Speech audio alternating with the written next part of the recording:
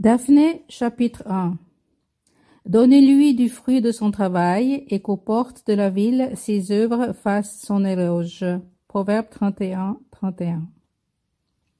Très franchement, tout ce que je voulais, c'était quelques jours de vacances dans une belle ville. Je comptais bien essayer quelques restaurants, m'acheter quelques fringues élégantes, pas trop chères quand même, car je n'ai pas vraiment l'occasion de me pavonner en grande tenue. Je dois cependant être bien habillée dans mon travail. Je voulais aussi voir de près les grands monuments dont parlent entre eux ceux qui ont voyagé. Tout cela avant les fêtes de Noël, car je n'ai jamais de vacances en été. Après avoir balancé entre plusieurs options de villes européennes, j'ai finalement opté pour 2 destinations pendant mes 2 semaines de vacances en novembre. Comme j'étais dans l'incapacité de choisir entre Paris et Florence, ce sera donc une semaine à Paris et une autre en Toscane. Venise m'attirait cependant aussi, ainsi que Vienne, Amsterdam, Londres. Mais décide-toi donc enfin. Mon hôtel 3 étoiles correspond à mes attentes. Propre, confortable, tranquille. Situé dans une rue piétonne près de l'hôtel de ville, il me permettra de visiter les divers arrondissements de Paris sans recourir au métro, que je déteste, car je souffre d'un peu de claustrophobie. Comme je déteste aussi loger dans les hauteurs, car je souffre également de vertige, j'ai retenu avec attention un établissement de 4 étages seulement, doté d'une 20aine de chambres. Me voilà donc installée. Ma chambre est confortable, mais petite, avec un grand lit, dont j'utiliserai seulement la moitié, car il n'y aura certainement personne qui aura envie de s'y rouler avec moi. Vous ne me croyez pas? C'est que je ne me suis pas encore présentée. Vous allez vite comprendre. Je n'ai rien d'un top modèle, de ces femmes fatales qui font se retourner les hommes sur leur passage. Rien de tel chez moi. Je suis une de ces personnes qui passent inaperçues partout où elles vont. Je fais partie de cette catégorie de femmes que ma grand-mère appelait le gros tas, la masse incolore, la banalité même. Voyez plutôt, ou plutôt essayez d'imaginer. Taille moyenne, yeux bruns, cheveux bruns mi-longs, âge moyen, et oui, fini la prime jeunesse. J'ai 37 ans, pas encore 40, quand même. Mais 20 ans, je ne me souviens même pas. C'était il y a fort longtemps, juste après la disparition des dinosaures. D'ailleurs, je n'en ai pas profité beaucoup de ma belle jeunesse. J'ai fait partie de cette catégorie de jeunes auxquels on a dit « Vous êtes jeunes et forts, alors travaillez de l'aurore aux étoiles pour vous faire les os ». Étrangement, il y avait dans mon village d'autres jeunes, en fait une majorité auxquels on disait plutôt « Vous êtes jeunes, profitez-en, amusez-vous des étoiles à l'aurore aussi souvent que possible, car la jeunesse ne dure pas longtemps ». Mais ça, c'est une autre histoire, en tout cas pas la mienne. Alors, je disais donc que je suis tout ce qu'il y a de plus banal. Et pourtant donc, il y a quelque chose dont je n'ai pas encore raconté. Je suis née avec quelques problèmes physiques. Oh, rien de grave, rassurez-vous. J'ai mes 2 jambes, 2 bras, toute ma tête, enfin, j'espère. C'est du côté esthétique que les choses n'étaient pas parfaites. L'effet de la beauté ayant oublié de se pencher sur mon berceau, j'ai découvert très tôt que j'étais myope et pourvue de mâchoire très décalée. J'ai encore une photo de mes 7 ans dans un tiroir. C'était à Barcelone, sur une charrette tirée par une chevrette. Difficile de me distinguer de l'animal. Quand je regarde cette photo, je comprends pourquoi mes parents me laissaient me promener seule, à 7 ans, dans cette rue, dans les rues de cette grande ville. Personne n'aurait eu envie de me kidnapper, inimaginable. Mais peut-être avait-il envie de se débarrasser de moi. C'est que je n'ai jamais été une enfant facile et soumise. Je me rappelle m'être roulée par terre une fois ou 2. Revenons plutôt à ces petites imperfections physiques.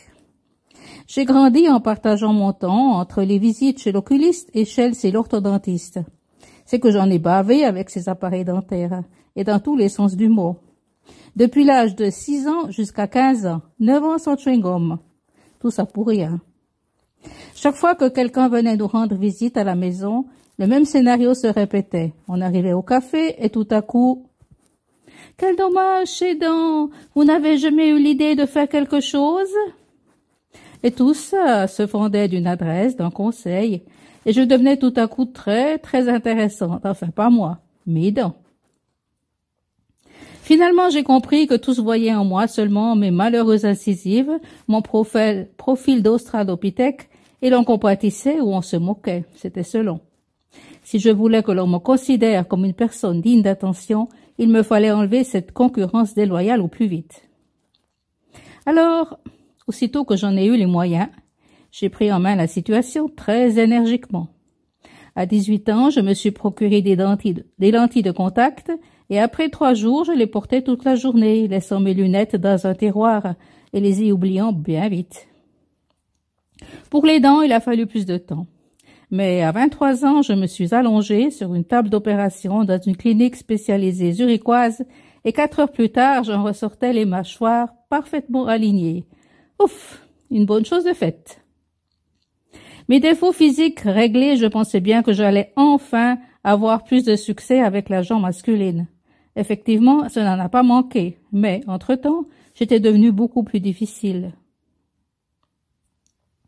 Les années ont passé. Mon objectif primaire étant d'accumuler des économies pour me garantir un peu de tranquillité financière, je n'ai pas cessé de travailler, me privant de vacances, de sorties pendant une bonne dizaine d'années, jusqu'à ce séjour parisien que je considère presque comme un investissement. Me voilà donc ressortant de mon hôtel, heureuse comme personne, et bien décidée à tirer profit de chaque instant de cette semaine. Je longe les bords de la Seine, arrive au Louvre, qui vient de fermer car la nuit tombe. Place des Pyramides, je prends un bus Open Tour qui offre une visite de la ville lumière. Des écouteurs sur les oreilles, j'entends les noms de lieux qui me font rêver depuis très longtemps. Je me promets d'aller tous les visiter à partir du lendemain matin. Notre-Dame, la Tour Eiffel, le Grand Palais, le Trocadéro, l'école militaire, le Panthéon. En longeant les Champs-Élysées, j'imagine une rencontre fortuite avec le président de la République française. Oh, il me parlerait de ses problèmes comme à une amie. Tu parles, mon kiki, ne rêvons pas, ma fille. Tes dents bien droites et tes yeux sans écran ne suffiront pas à l'intéresser. Et pourtant, cela pourrait certainement être instructif autant pour lui que pour moi, n'est-ce pas? Une chose est sûre, la vie nocturne parisienne n'est pas faite pour moi. Les moulins, je les préfère tournant au bord d'une rivière, éventuellement transformés en auberges de campagne. Mon rêve à moi, c'est justement d'avoir une auberge. Rêve que je poursuis en constituant mon fameux pécule. En attendant, je travaille comme assistante de direction dans un hôtel 4 étoiles au bord du lac des 4 Cantons, en Suisse, au pied d'une montagne célèbre, pas loin de Lucerne. J'ai un poste fixe à l'année, bien heureusement, car je n'ai nulle envie d'aller pointer au chômage, consciente que mes précieuses économies fondraient comme neige au soleil si je n'étais plus occupée comme je le suis entre 12 et 15 heures par jour dans les divers départements de cette maison de grand standing. La plupart du temps, je suis à l'accueil avec mes réceptionnistes. Étant la seule responsable du contact avec la clientèle, je décide des tarifs à appliquer, je distribue les chambres, organise les banquets en collaboration avec le chef de cuisine et le maître d'hôtel. Je suis aussi chef du personnel. Mon travail me plaît beaucoup, car j'aime être parmi les gens actifs. De temps en temps, je fais un brin de causette avec les vieilles dames en vacances, les hommes d'affaires, les couples d'amoureux, les retraités fadas de montagne suisse, et parfois aussi de hauts personnages ou d'acteurs. Pour chacun, j'essaye d'avoir le bon mot, le conseil et l'info utile au bon moment, mais sans m'imposer, importuner, être envahissante, et sans oublier qui je suis, une employée qui se doit de rester discrète et efficace. Madame, madame, madame. Le chauffeur du bus me regarde curieusement. Tous les passagers sont descendus et il n'attend plus que moi pour rentrer chez lui. Excusez-moi, j'ai dû m'assoupir. Je rougis, descends et retourne à mon hôtel. C'est que ma première journée de vacances a été rude. Le voyage long et sans transition, car hier encore, j'ai travaillé jusqu'à 22 heures depuis 6 heures du matin pour prendre de l'avance. En plus, il m'a fallu promettre de laisser mon portable allumé au cas où le système d'informatique ferait des siennes, et aussi dans l'éventualité où un client poserait problème. De mon côté, j'ai fait promettre solennellement à mes collaboratrices de ne pas prendre d'initiative hasardeuse sans m'en parler d'abord. La nuit est tombée depuis longtemps. Je n'ai pas dîné, mais un sandwich mangé sur le pouce suffira. Je longe lentement la Seine, regarde en passant les bateaux-mouches semi-déserts. C'est la saison morte en ce moment. Il n'y aura pas de file d'attente dans les musées et c'est tant mieux. J'aperçois une jolie péniche amarrée le long des quais juste sous le Louvre. Des amoureux s'embrassent sur un banc, je les vois rire, se regarder dans les yeux. La femme me voit et me dévisage un instant, puis revient à son amoureux. Ah non, hein, me voilà devenue indiscrète maintenant. Je croise des couples qui se tiennent par la main, tous très jeunes. Un homme séduisant, seul, dans la trentaine, arrive dans l'autre sens. On va se croiser. Je le regarde, il me jette un coup d'œil indifférent. Je résiste difficilement à l'envie de lui sourire. Il me dépasse, disparaît derrière moi. Dommage. C'était un bel homme, élégamment vêtu, qui avait l'air sympa. Ingénieur, vendeur, avocat, plombier, je ne le saurai jamais. Me revoilà devant mon hôtel. La façade est jolie, ça a l'aspect d'un ancien hôtel particulier avec une cour intérieure. Je remarque la plaque d'une chaîne hôtelière, NZ Group sur fond d'île. Jamais entendu parler de cette chaîne. L'employé à la réception qui m'a reçu, quelques heures plus tôt, a cédé sa place au portier de nuit. J'entrevois un matelas derrière une porte entr'ouverte. Il me regarde sans sourire. Il doit être pressé de se recoucher, celui-là. « Bonsoir, vous allez dormir ici? Vous attendez encore beaucoup de clients ce soir? » Oh, ne pensez pas mal. J'ai le contact facile, j'aime les gens. Il me regarde mieux. Et le commissaire de ses lèvres se soulève en un sourire qui se veut aimable. Un peu forcé quand même. Oui, mais la plupart sont déjà rentrés. Vous êtes de quelle nationalité, monsieur? Son visage basané me fait supposer qu'il doit être arabe ou quelque chose du genre. Je suis égyptien. Copte? J'ai vu la croix que vous portez autour du cou. Ah oui, vous connaissez? Une étincelle s'allume dans son regard. Pas vraiment. Je sais seulement que les chrétiens ont des problèmes avec les intégristes qui voudraient transformer l'Égypte en république islamique. Ah oui. C'est d'ailleurs pour cette raison que je suis venue ici. Avant, j'étudiais dans mon pays et mes parents ont pensé qu'il valait mieux prendre des distances. Il soupire, va peut-être se confier. Mais la porte de l'entrée s'ouvre à nouveau, livrant passage à un couple. Le portier se redresse, un sourire commercial sur les lèvres. « Bonsoir, monsieur, mademoiselle. » Il leur tend une clé, se précipite pour leur ouvrir obséquieusement la porte du lift. Le couple s'engouffre dans l'ascenseur sans un mot ni même un sourire, sauf un bref signe de tête de l'homme qui croise mon regard. C'est un très bel homme, grand, brun, dans la quarantaine. Ses tempes sont déjà parsemées de fils gris. J'entrevois des yeux gris acier. Il est aussi très élégant, distingué même, mais austère au possible quand même. Son accompagnatrice est bien moins distinguée, du moins à mon avis, mais peut-être suis-je trop critique, je la regarde mieux. C'est une splendide blonde, jeune, très jeune, 16 ou peut-être même 18 ans. Elle porte un blouson de cuir, j'ai le temps de voir son nombril, avec plusieurs piercings. Comment fait-elle pour ne pas attraper la mort si peu vêtue par cette froide nuit de novembre? L'ascenseur s'en branle. Sans moi, évidemment. Le portier se détend. Je le sens impatient d'être seul. Je vous souhaite une bonne nuit, madame. Je m'engage dans l'escalier recouvert d'un tapis d'Orient, congédié.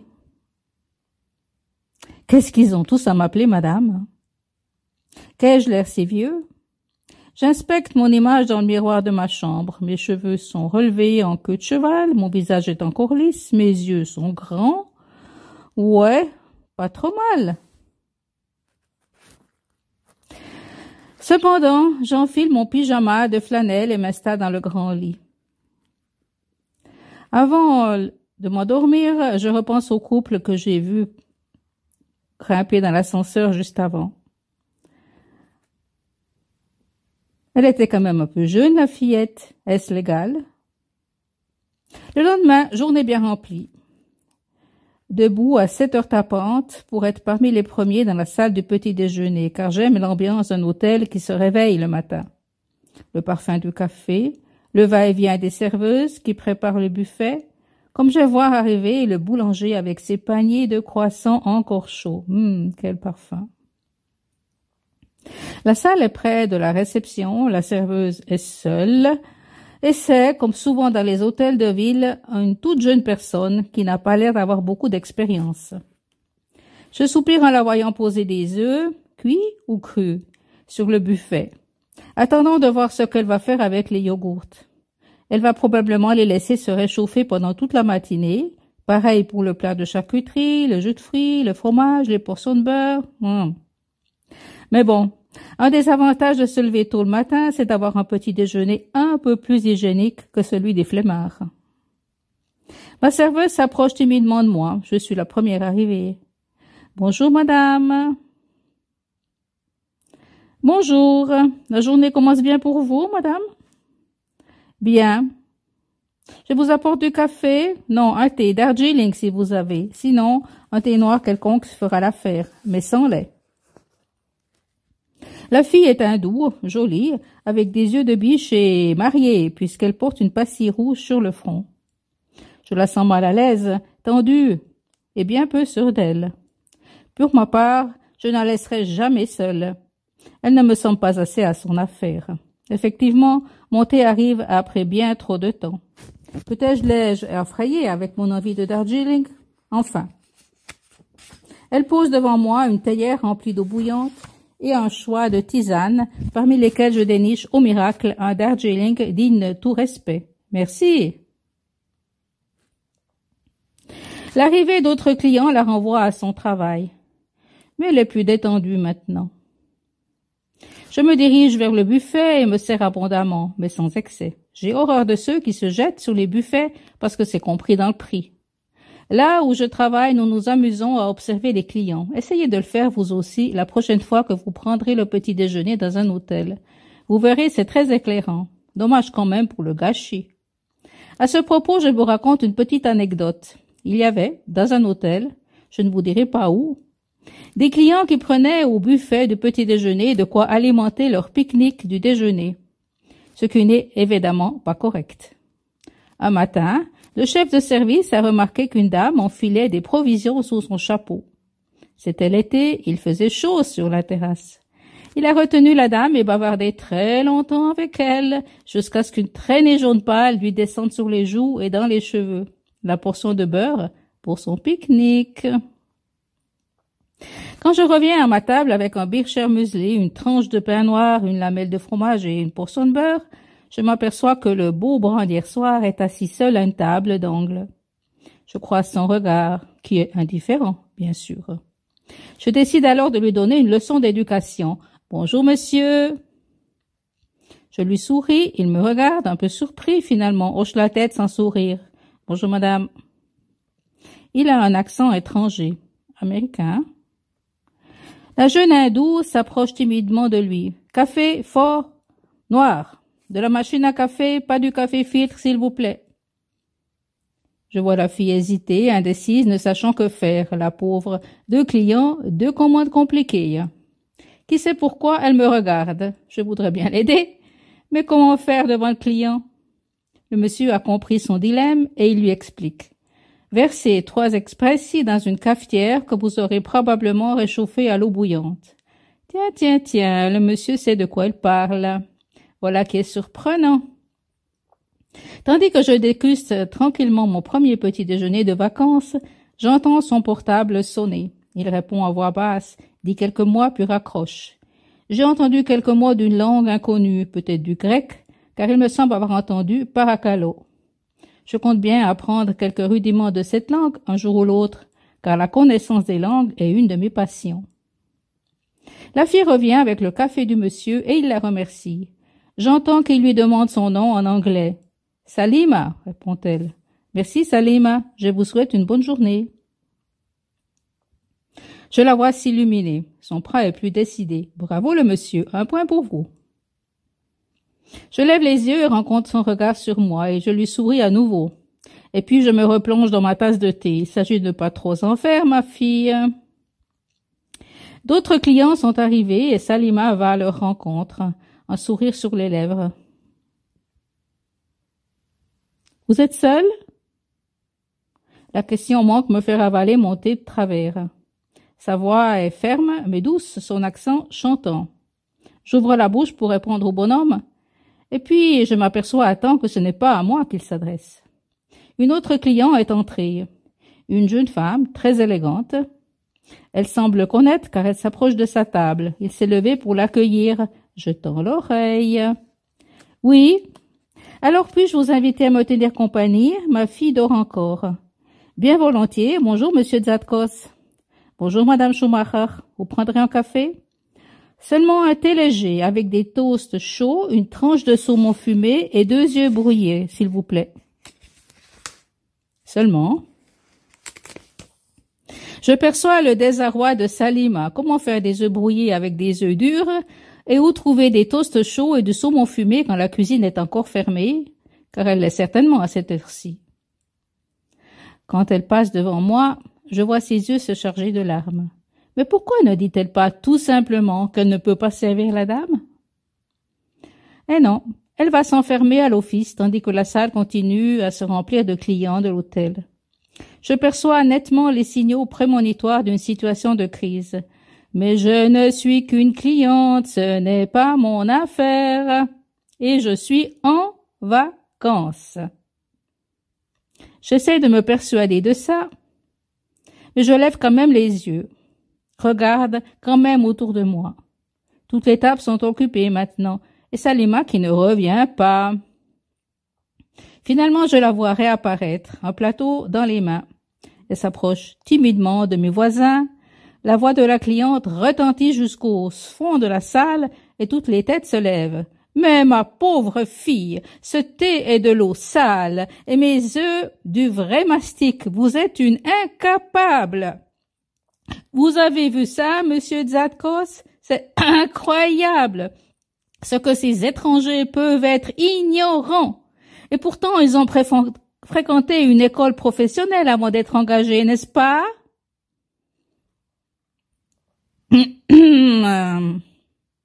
Salima fond en larmes et s'enfuit en courant. La tension est palpable dans la salle. Ils ont tous fréquenté les cours professionnels du groupe hôtelier, mais vous avez demandé quelque chose d'un peu particulier. Je dois dire que Salima s'est donné beaucoup de mal pour tenter de vous servir ce que vous avez demandé. Malheureusement, elle aurait dû vous avertir que la cuisine est encore fermée à cette heure-ci.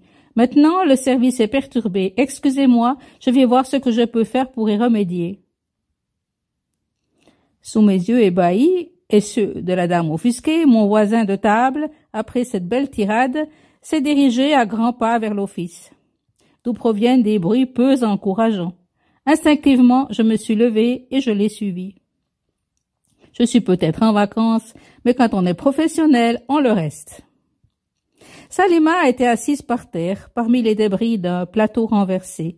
Du café brûlant coule sur sa main. Elle gémit. « Excuse me, I'm so sorry. Please don't fire me, sir. » Le monsieur s'est accroupi près d'elle. Il se retourne en me voyant arriver. « Ne vous en faites pas, madame, un instant et nous allons vous servir, me dit-il d'un ton froid. « Je viens pour vous aider, pas pour réclamer. Il vous faut mettre cette main sous l'eau courante, dit Salima. Vous êtes médecin? » Le monsieur me regarde, très surpris. « Non, non, mais un professionnel de la restauration, j'ai vu et soigné beaucoup de brûlures et de coupures. » Je passe à l'anglais pour m'adresser à la serveuse qui pleure toujours. « Courage, Salima, il faut vite mettre ta main sous l'eau froide si tu veux guérir vite. En attendant, je vais m'occuper de tes clients. Quelqu'un devrait demander à la direction d'envoyer un autre employé. »« J'y vais, » me répond le monsieur, toujours en anglais. Il sort de la pièce à grands pas tandis que Salima place sa main sous le robinet d'eau froide. J'ai eu le temps de remarquer que le costume du monsieur est taché de café. J'espère que pour lui que ça part au lavage, mais j'en doute fort. Je regarde autour de moi, repère la machine à café, le thermos de lait, tout est facile, alors allons-y. Une demi-heure plus tard, j'ai servi tous les clients et j'assiste au départ de Salima pour les premiers secours. Une autre employée arrive, contactée par la direction.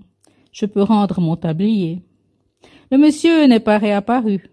Ma blouse en soie grège est encore intacte, heureusement, et mon tailleur pantalon anthracite aussi. Ce n'était pas à vous d'accomplir ce travail, me dit le directeur en arrivant finalement, avec un certain retard. C'est un homme rondouillard, à l'aspect correct, sans plus, et le ton de sa voix est à peine aimable. Il n'a pas apprécié du tout mon intervention. Je ne voulais rien dire, mais sa manière de faire ne me plaît pas.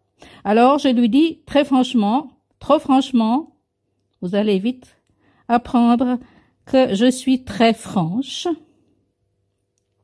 On ne se laisse pas seule une employée sans expérience, monsieur. Vous avez tort de lésiner sur le service du petit déjeuner. Il vous faut une serveuse expérimentée qui lui apprenne le métier. Cette jeune femme est de bonne volonté, mais ce n'est pas sa faute, c'est la vôtre, monsieur le directeur.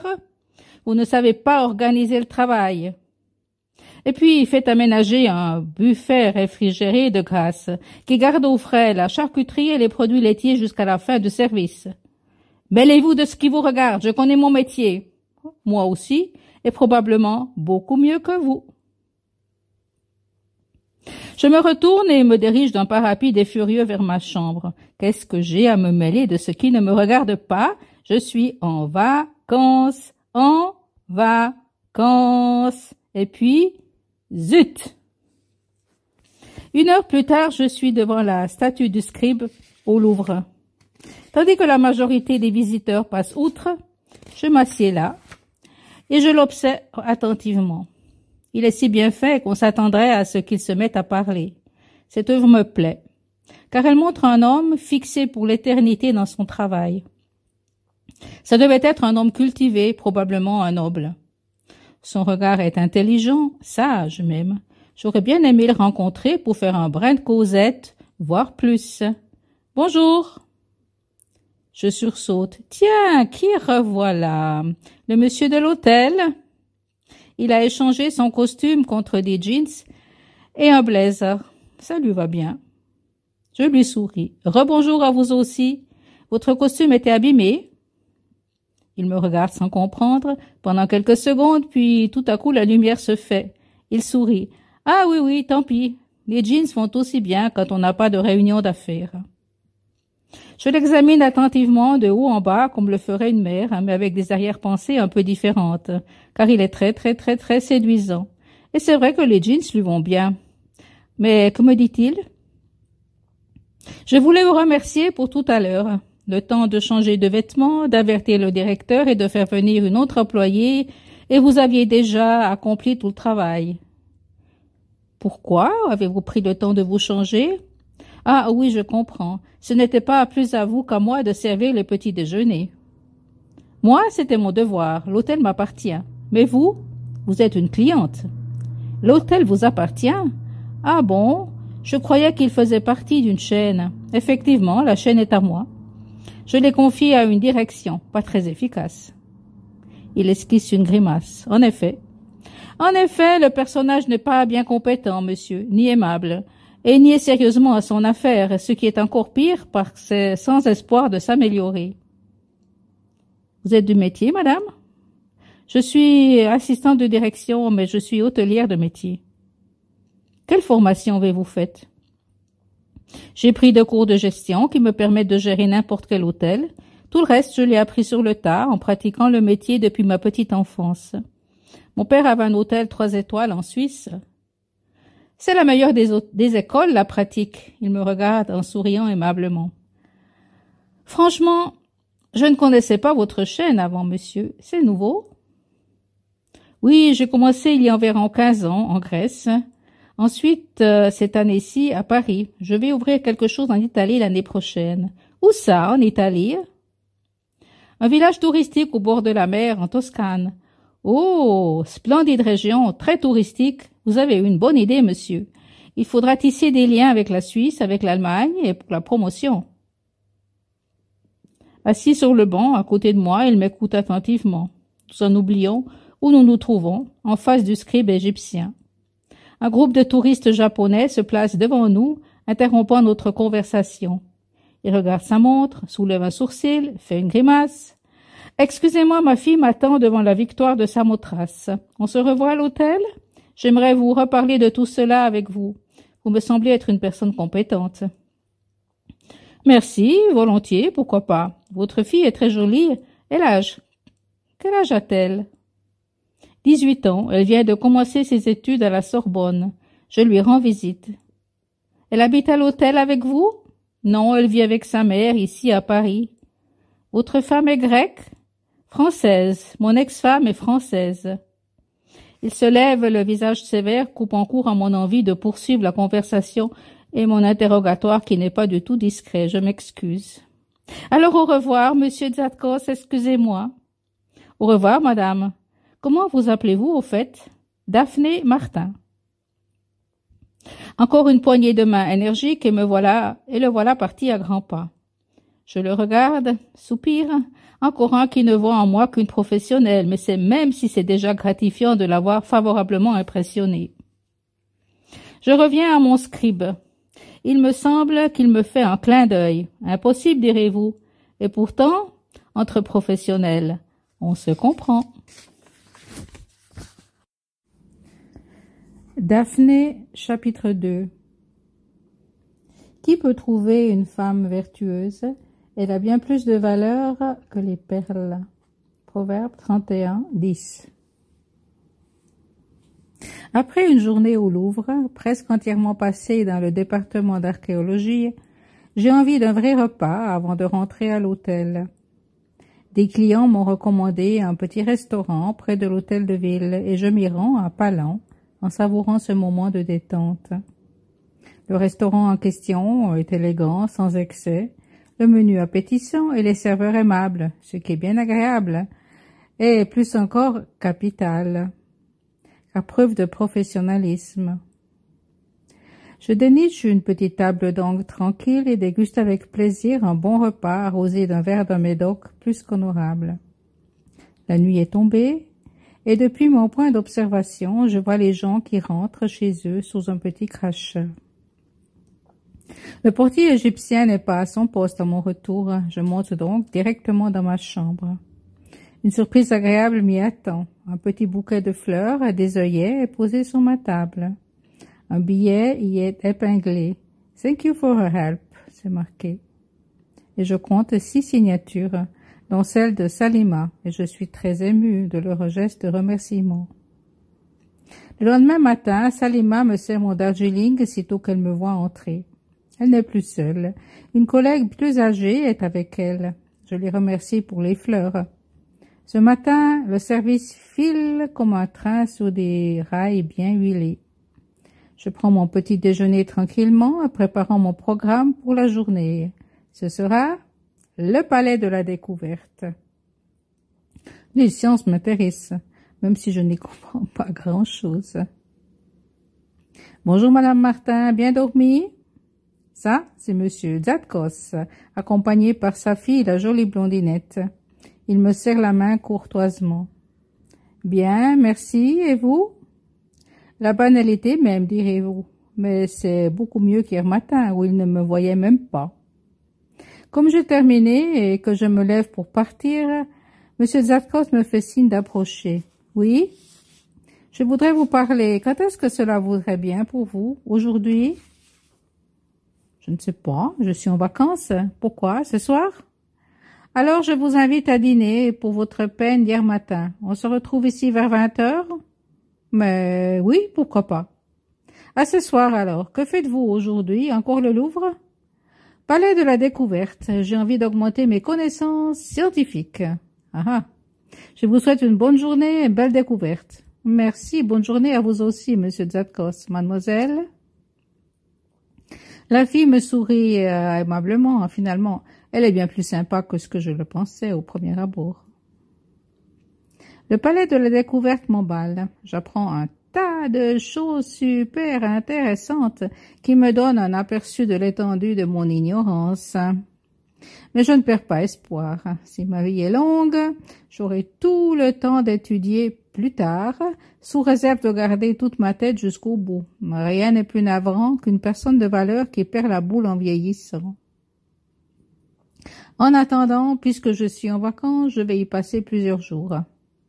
Le prof de maths a une personnalité intéressante et ses explications sur la 4e dimension m'intriguent, pour ne pas dire que je n'y comprends que dalle. Vers 19 heures, je suis de retour dans ma chambre, m'interrogeant sur la soirée qui m'attend. Monsieur Zadkos n'a probablement que des raisons professionnelles qui le poussent à s'intéresser à moi, donc je n'ai pas droit à la gaffe. À commencer par le vêtement qui doit être simple et inspirer le respect. Ce sera donc le plus classique possible. Voyons. Une jupe de laine grise aux genoux, un twin set de cachemire rose pâle, un collier de perles d'eau douce et par-dessus mon manteau en lainage gris. Je fixe mes cheveux en un chignon impeccable, un voile de maquillage, du rouge à lèvres, un soupçon de parfum, et me voilà au bas des escaliers pile à l'heure. Cela en valait la peine, car je remarque le regard de M. Zadkos qui change en se posant sur moi. Je fais semblant de rien. C'est vrai qu'il n'est pas mal du tout non plus. En complet gris foncé, cravate bordeaux, on est vraiment assorti. « Vous avez des préférences, Madame Martin, en fait de cuisine ?» me demande-t-il en me tendant la main. « Oh, je suis curieuse de nature. Surprenez-moi. » Alors, je vous prends au mot. Venez, un taxi nous attend. Le taxi fend la nuit parisienne. Je regarde par la vitre pour ne pas devoir parler. Quand le taxi s'arrête, nous sommes au bord de la Seine. Les rues sont sombres, pas de restaurant en vue. Je me pose quand même des questions. Monsieur Zadkos me prend par le coude et me conduit dans un escalier qui descend vers les flots sombres. Je reconnais au dernier moment la péniche amarrée sur le Louvre. « Venez, soyez la bienvenue dans ma modeste demeure, me dit-il. « Ah, vous habitez ici, pas à l'hôtel ?»« Ah, vous savez, l'hôtel est seulement un lieu de travail. Ici, c'est chez moi. Mais montez à bord. » Et voilà qu'il me fait traverser une passerelle et me voilà, un peu hésitante, il faut le dire, sur le pont de la péniche. On dirait presque une caravelle espagnole. 2 vélos sont attachés à la rambarde sur le pont et M. Zadkos me conduit vers la cabine arrière, ouvre une porte, nous fait descendre quelques marches et... Oh, ce que c'est beau! Merci, vous aimez? Oh oui, c'est magnifique! Nous sommes dans une cabine à la poupe d'une caravelle espagnole, avec des boiseries partout. Une table ronde devant une banquette semi-circulaire en cuir épouse la poupe du bateau, et je vois la Seine par la grande fenêtre à petits carreaux, exactement comme dans une caravelle espagnole. Prenez place, Madame Martin. Un apéritif en attendant? Il me montre une armoire vitrée, j'entrevois quelques bouteilles de liqueur et de vin. Une petite cuisine est cachée derrière un panneau coulissant. Ah oui, volontiers, je prendrai un vermouth blanc ou quelque chose du genre. C'est très confortable ici et agréablement chaud. Comment faites-vous? Oh, il y a un chauffage à gaz et je suis relié au service de la ville pour l'eau et l'électricité. Vous voulez visiter? Oh oui, j'aimerais bien, je n'ai jamais visité de péniche de ma vie. Oh, vous savez, ce n'est pas une simple péniche, mais venez voir. Sur un étroit passage, il en trouve 3 portes. J'entrevois un grand lit, accolé à une paroi, dans une pièce. Et voilà ma chambre, et ici la salle de bain, et là une petite cabine que j'utilise comme bureau. Effectivement, il y a un ordinateur posé sur une splendide écritoire en acajou, une librairie vitrée, une lampe de table verte, aux pieds en laiton, et 2 fauteuils en cuir vert bouteille qui se font face. Splendide, très anglais comme style. Nous retournons dans la cabine séjour. Mon amphitryon me tend un verre de Saint-Zano puis s'affaire dans la cuisine. Mais je le rejoins tout de suite, pas question de regarder seulement. Mes doigts me démangent. Je voudrais vous aider, monsieur Zadkos, à 2, c'est bien plus sympa. Il se retourne, agréablement surpris, et puis se déplace un peu en me tendant un couteau. Ben, si vous y tenez, pourquoi pas. Je pensais faire un riz au saumon et une salade de fruits de mer. J'ai aussi de la salade, des avocats et un ananas. Alors allons-y, je découpe l'ananas en tranches et je me coupe aussi de la salade de fruits. D'accord. Nous sommes côte à côte, occupés en silence. De temps en temps, je vois qu'il me regarde à la dérobée. Quelques minutes plus tard, le riz mijote sur le feu à gaz et il le touille avec délicatesse. Ajoute le saumon frais coupé en cubes, baisse le feu, puis se retourne vers moi qui suis en train de disposer la salade de fruits de mer et les avocats sur des feuilles de salade. Et je verse la sauce dessus. Si vous voulez, nous pouvons commencer par la salade de fruits de mer en attendant le riz. Vous voulez un verre de chablis, me dit-il. Ah oui, volontiers. Et nous prenons place à côté l'un de l'autre, sur la banquette de cuir, dos à la fenêtre. Le clapotis de l'eau derrière nous est très agréable. Ma salade de fruits de mer est parfaitement réussie, son riz aussi, et le chablis agréablement frais, pas froid. C'est pour ça que je vous dis, ne servez jamais un vin blanc de qualité directement sorti du réfrigérateur. C'est mortel pour le goût, mais c'est vrai que dans nos appartements de ville, les caves fraîches, on peut oublier.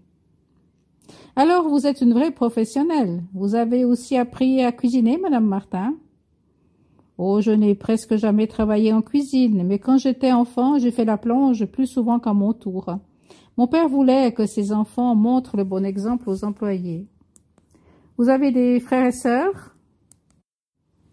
Oui, j'ai un frère jumeau qui a repris l'hôtel de la famille et qui est marié. Ils ont 3 enfants. Et vous?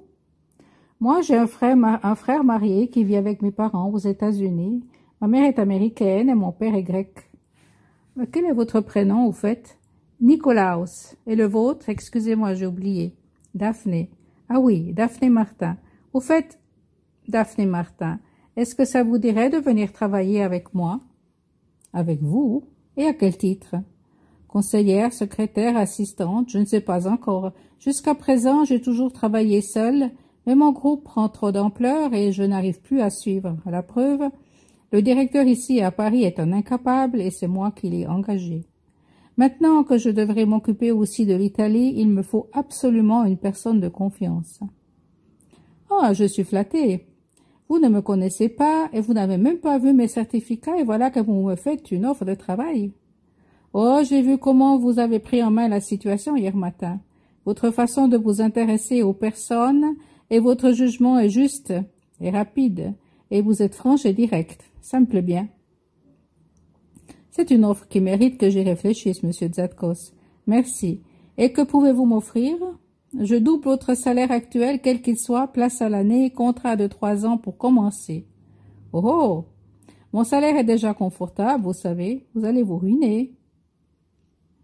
Oh, mais vous faites ce que vous voulez, bien sûr. Je ne vais pas vous empêcher de vous ruiner.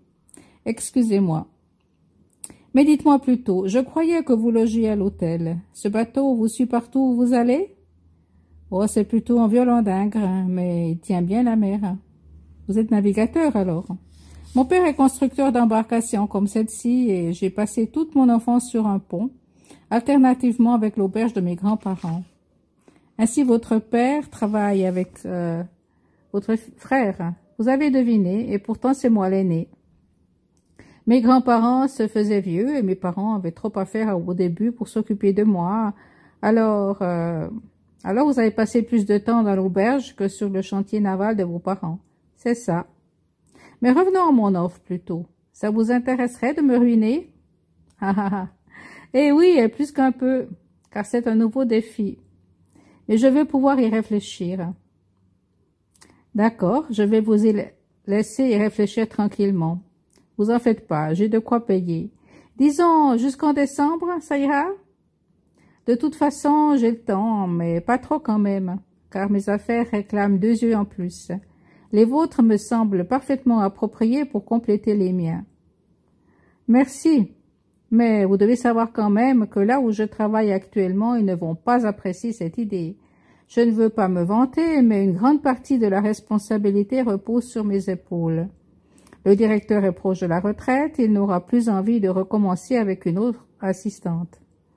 Ah oui, je comprends tout ça, Madame Martin, mais c'est votre vie, pas celle de votre directeur. Moi, je peux vous offrir un bel avancement de carrière et un salaire plus que confortable. Et lui, qu'il se débrouille. Mais revenons à notre dîner. Vous voulez un café pendant que je fais la vaisselle? Je plonge. Vous essuyez, ensuite on prend un café ensemble plutôt. D'accord? D'accord. Pendant que nous faisons la corvée vaisselle, il me raconte un peu de ses voyages en bateau sur la mer et moi j'écoute. Mon portable sonne. Je m'essuie les mains pour répondre. Excusez-moi, c'est sûrement pour mon travail. Ils ont probablement un problème. Zadko sourit, les yeux sur un verre qu'il essuie. Il s'amuse de voir la sonnerie que j'ai choisie pour mon téléphone. Vous voulez aller dans mon bureau pour répondre à votre appel? Oh oui, c'est gentil, merci.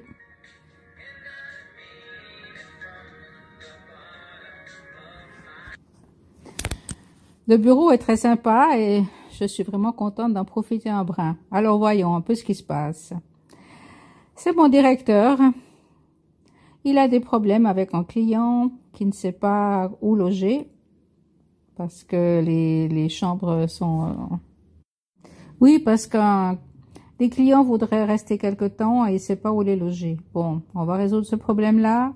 Et ensuite, c'est le maître d'hôtel avec le chef de cuisine qui se sont chamaillés une fois de plus. Et là aussi, il faut essayer de mettre un peu de baume, essayer de résoudre les problèmes. Bon, rien de nouveau, c'est logique, on est habitué, la routine. Oui, le maître d'hôtel et le chef de cuisine se sont disputés, comme des gamins. Parce qu'il semblerait que le maître d'hôtel a demandé au chef de cuisine de faire un changement de menu sans supplément, et l'autre a pris la mouche. Il accuse le service d'encaisser des pourboires sur son travail extra à la cuisine. Et depuis là, ces deux ne se parlent plus. L'ambiance est franchement explosive. Il va falloir que je prenne les choses en main, tranquillement, parler avec le chef de cuisine, mettre un peu de diplomatie, et voilà. C'est résolu. Top, je raccroche. Et là, je m'aperçois que Zatkos a écouté tout ça, appuyé contre la porte de son bureau. Je me demande ce qu'il en pense. Enfin, bon. Alors, je repose mon portable dans mon sac avec un soupir de soulagement. Le parfum du café remplit la cabine. Et nous buvons tranquillement une tasse tout en nous observant. Je vois Zatkos sourire pour lui-même. Un sou pour vos pensées, dis-je par-dessus ma tasse. Je me disais que vous êtes extraordinairement efficace. Pourtant, vous êtes encore jeune. Pas tant que ça, j'ai 37 ans. Et votre mari est resté en Suisse et il travaille aussi dans l'hôtellerie? Je ne suis pas mariée. Et plutôt, je suis mariée à mon travail. Donc, vous n'avez jamais pris le temps de vous lier à quelqu'un? Non, jamais. Ah. Il semble vouloir dire quelque chose, mais son portable sonne pile à ce moment-là. Il regarde l'écran, fait une grimace vers moi. « Excusez-moi, un appel important et ça va être long. Je vais dans mon bureau. » Pas de problème, je retourne à l'hôtel. À pied, ce n'est pas bien loin. Ah, mais je n'aime pas l'idée de vous laisser seul dans la rue à cette heure. Je vous appelle un taxi? Non, non, répondez à votre appel. Je vais en appeler un moi-même avec mon portable si c'est nécessaire. Alors j'attends votre décision. Voici ma carte de visite. Il me tend un Bristol et disparaît dans son bureau, et je l'entends encore répondre en italien alors que la porte se referme. Ciao cara, scusa se ti ho fatto aspettare, un impegno di lavoro. Allora cosa mi dici? Finalement, je rentre à pied. La soirée n'est pas encore trop avancée, et sur les quais, il y a encore beaucoup de couples d'amoureux qui se tiennent par la main, qui s'embrassent sur les bancs. Je réfléchis à cette offre de travail et mon regard revient constamment à son Bristol. Docteur Nikolaos Zatkos, La Cassandra, quai du Louvre, Paris 1, France, suivi d'un numéro de portable et le nom de son site, quelque chose à zatkos.com. Son offre est alléchante. J'aurais bien envie de l'accepter. Mais il faut d'abord que je m'assure de la solvabilité du personnage et de la solidité de son groupe hôtelier. Je vais faire ma petite enquête, et puis je mettrai sur la balance le pour et le contre, sans me laisser influencer par l'apparence physique de mon éventuel futur employeur. Je vais mettre à profit le reste de mes vacances. Daphné, chapitre 3. Le cœur de son mari a confiance en elle, et les produits ne lui feront pas défaut. Proverbe 31, verset 11. Le lendemain, je me lève tard. Un appel de l'hôtel m'est arrivé tôt dans la matinée, une panne du système informatique qu'il fallait régler par téléphone.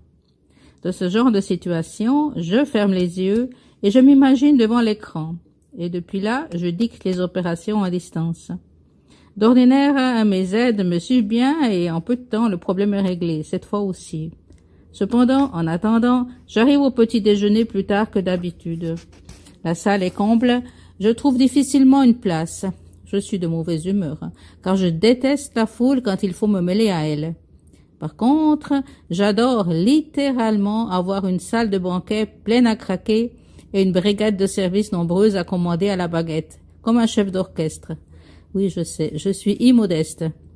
Pardonnez-moi. Zadkos n'est pas là et il n'arrive pas non plus avant mon départ pour Euro Disney Marne-la-Vallée en RER. Je supporterai quelques kilomètres de métro avant de traverser la campagne à l'est de Paris. Je m'amuse à regarder les enfants et leurs parents sur les montagnes russes une fois arrivés. Et puis je vais essayer bien sûr quelques attractions. Ce qui m'attire là, c'est surtout l'organisation. Il y a beaucoup de personnel, tout est réglé comme une horloge, tout le monde sourit. Et pourtant je suis certaine qu'il doit y avoir beaucoup de pépins à régler dans les coulisses. Je suis en train de me promener dans Discoveryland quand je vois arriver en face de moi la fille de Zadkos, accompagnée d'un bambin d'une dizaine d'années. Elle me reconnaît, hésite, puis, comme je lui souris, elle s'arrête pour me saluer. « Bonjour mademoiselle Zadkos, vous êtes en exploration planétaire ?» Mon petit frère est un fada de la guerre des étoiles. Nous y sommes allés 3 fois et il en voudrait encore. Ah, je comprends ça. J'aime bien aussi, moi, l'exploration planétaire. Comment tu t'appelles? Anakin Skywalker? Le gosse rigole. Il est blond comme les blés, lui aussi. Et il y aurait du sang grec là-dedans. Non, je m'appelle Clément Arnaud. On se quitte rapidement et ils sont emportés par la foule. Le retour en RER se fait debout, du moins pour moi. 45 minutes accrochés, ballottés, cramponnés à une barre. J'arrive claqué à mon arrêt de métro et je me précipite à l'hôtel, après avoir fait une petite halte pour m'acheter des fruits à un étalage. Je m'enferme dans ma chambre et devant la télé, je m'endors. Je passe les jours suivants au palais de la découverte, en conversation avec le prof de maths et celle de biologie, et puis à Ciné-Aqua, où je reste des heures à regarder les bassins récifaux. Encore une chose que je voudrais faire un jour, avoir un aquarium. Je rencontre une biologiste qui m'explique quelques petits trucs de son métier. Entre-temps, je n'ai pas oublié cette offre de travail. Au contraire, ça me travaille. Sur le net, je trouve des infos sur ce docteur Zadkos et son groupe hôtelier, en développement rapide, semble-t-il. J'apprends qu'il est docteur en économie, qu'il a commencé avec un petit hôtel à Athènes, puis un autre. Actuellement, son capital est de plusieurs millions d'euros. Il n'a pas d'associé, mais je trouve le nom d'un financier américain qui lui aurait prêté de quoi commencer voilà 15 ans. Peut-être est-ce quelqu'un de la famille de sa mère. Je passe quelques appels téléphoniques de prospection et on me dit que le big boss est bien monsieur Zadkos, que c'est lui qui décide qui employer, qu'il n'est pas là en ce moment, mais que la direction prend les candidatures d'emploi. Ils sont intéressés par mon offre fictive de femme de chambre, me parlent de cours de perfectionnement offerts par l'entreprise, obligatoires pour tout nouvel employé. J'appelle aussi ma mère. Depuis son veuvage, elle vit avec moi, ainsi que mon grand-père. Mon père est décédé depuis 6 ans.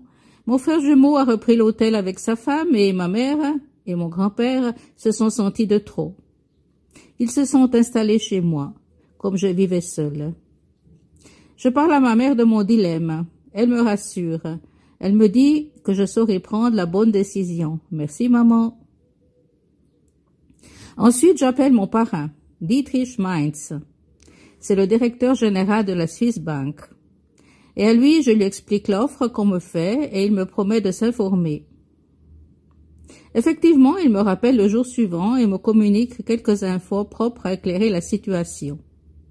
Le sponsor américain est le frère de la mère de Zadkos, me dit-il, dont les fonds sont déposés en Suisse. Les comptes privés de Zadkos y sont aussi déposés dans la banque Swiss Bank et ils augmentent. L'affaire en Italie est suivie par sa banque à laquelle Zadkos a demandé d'investir des capitaux. Les pourparlers sont en cours. Mon parrain doit décider d'engager, oui ou non, 45 millions d'euros. Il me dit que ça tombe bien que je connaisse Zadkos et il me demande de lui faire un rapport sur le personnage.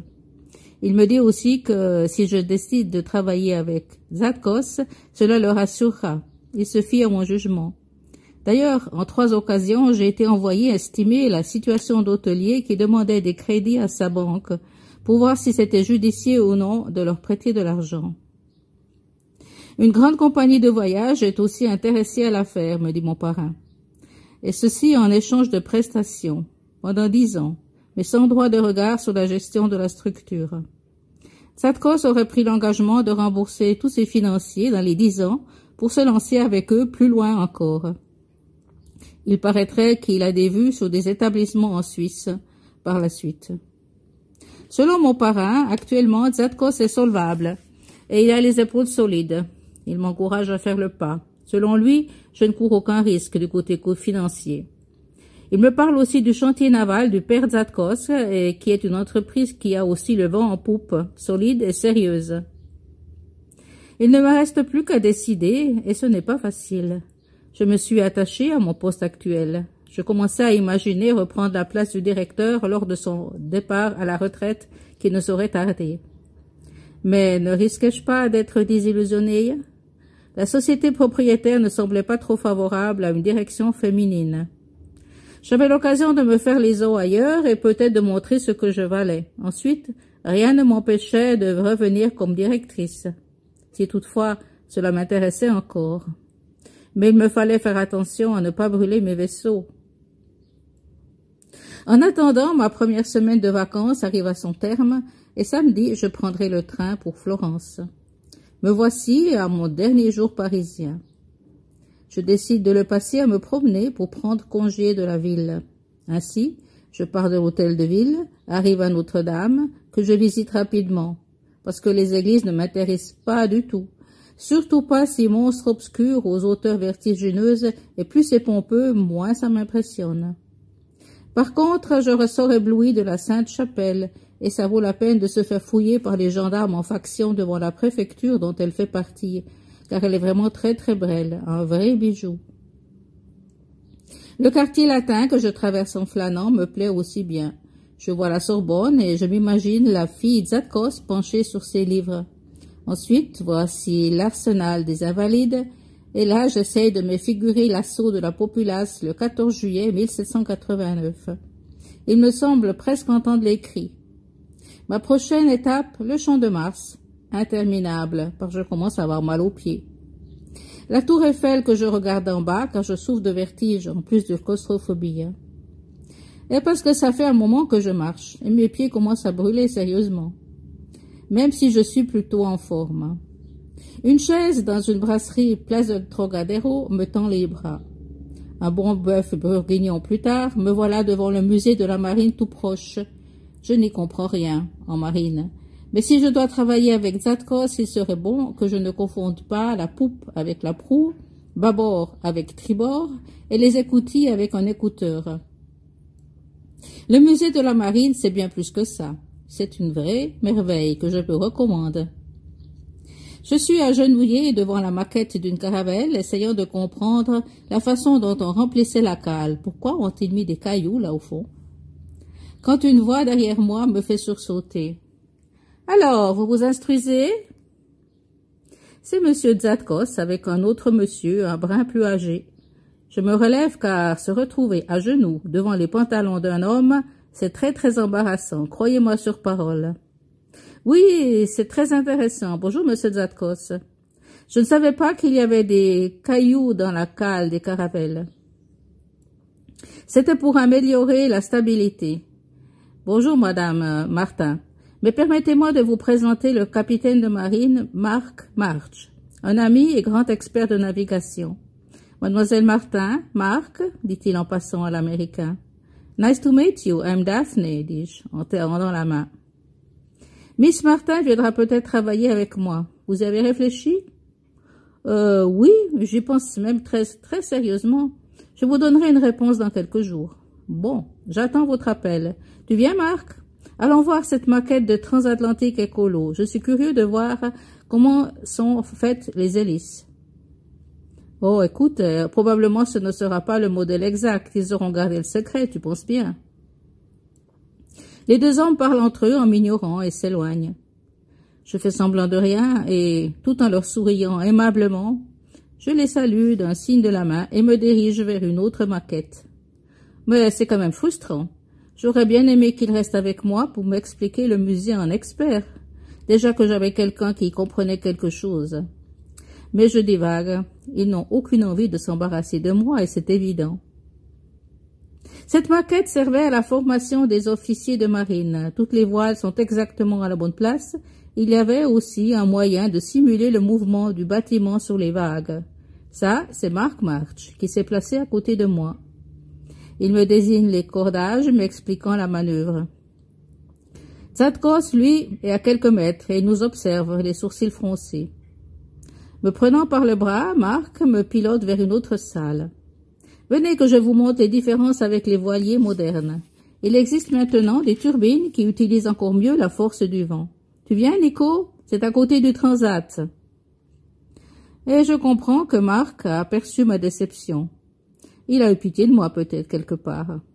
Peut-être pense-t-il aussi que je suis amoureuse de Zatkos et veut-il l'obliger à rester avec moi? De toute façon, je profite de ces lumières. Ma visite se fait tout à coup passionnante. Tu lui as montré la Cassandra? Demande Mark après un moment. Là, c'est moi qui réponds, car Zatkos semble totalement absorbé dans la contemplation d'un sous-marin. Oui, j'y suis allée, elle est très belle. C'est la première fois que je visitais une embarcation privée. Oh, vous savez, c'est une vraie princesse, cette Cassandra, très séduisante, comme vous. Moi? Ouais. Merci, vous me flattez, Marc. Daphné, vous voulez dîner avec nous sur la Cassandra? Ça va pour toi, Nico? What? Enfin, ouais, pourquoi pas. Excellente idée. Je ne veux pas m'imposer, vous aviez certainement votre programme pour la soirée. Mais non, nous pensons simplement à un repas sur la Cassandra. Si vous venez aussi, j'aurai de l'aide pour préparer le repas. Marc est nul en cuisine, mais c'est une bonne fourchette. Bon. Alors c'est d'accord, je vous aiderai. Qu'avez-vous pensé faire? Du poisson, pour rester dans le thème. Nous voilà donc tous les trois à nouveau au bord de la Cassandra. Je m'affaire en cuisine, bats du beurre, surveille les pommes de terre qui cuisent tout doucement, tout en regardant par les fenêtres. Je suis seule, car les deux hommes ont fini par se rendre dans le bureau, et là, ils ne finissent pas de bavasser. Je préfère une bouteille de vin entamée, prépare ma sauce, les rougets sont prêts, ma salade aussi. Nous avons acheté un gâteau pour le dessert en cours de route, en longeant les quais. Et là, Marc m'a encouragé à raconter quelques anecdotes hôtelières qui l'a fait rire. Zatkos, lui, avait l'air plutôt maussade, contrarié par je ne sais quoi. Je m'engage dans le passage. La porte du bureau est entr'ouverte. Deux hommes, penchés sur une carte navale, discutent avec animation. Zatkos fait de grands gestes, s'anime. Ça a l'air d'être un gars très nerveux. Marc, lui, semble plus calme. Ils ne m'ont pas encore vu, peut-être même oublié. Hein? Hello, it's me. Le dîner est prêt dans 5 minutes, ça va pour vous? Zatkos lève la tête honteux. Oh, je suis confus. Je vous ai laissé tout faire. Je suis vraiment un très mauvais hôte. J'ai compris, vous m'avez oublié, mais pas de problème si vous venez. Sinon, tout va être bon pour la poubelle. On vient. Quelques minutes plus tard, nous sommes assis sur la banquette et je sers mes rougets au beurre rouge, ma salade mêlée et mes patates, très fier de moi car tout est réussi, modestement. Daphné est une perle rare, Nico, ne la laisse pas échapper. Je vois le visage de Zadko se fermer comme une huître. Oh là là! Il doit avoir peur que je lui mette le crapin dessus. Vite une parade, ou il ne voudra plus de moi comme employé. Hein. Mon portable va me sauver. Je presse une touche en cachette. Attends quelques secondes.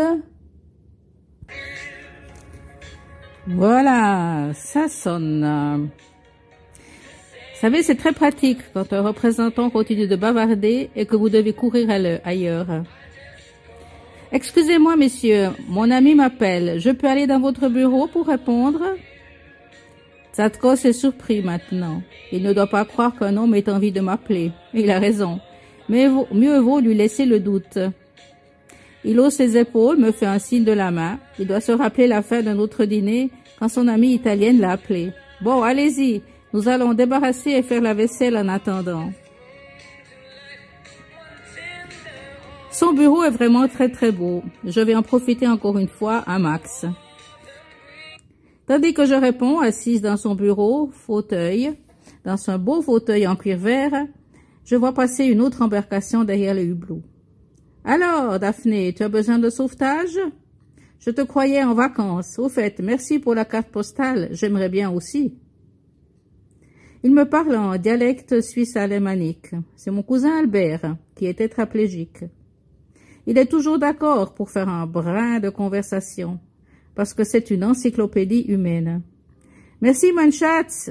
dis-je à voix très haute. « Ah, je comprends. Tu as un gars découragé? Tu veux que je l'appelle en me faisant passer pour ton mari? »« Non, non, non, merci. Il sait déjà que je suis célibataire. C'est trop tard pour ça.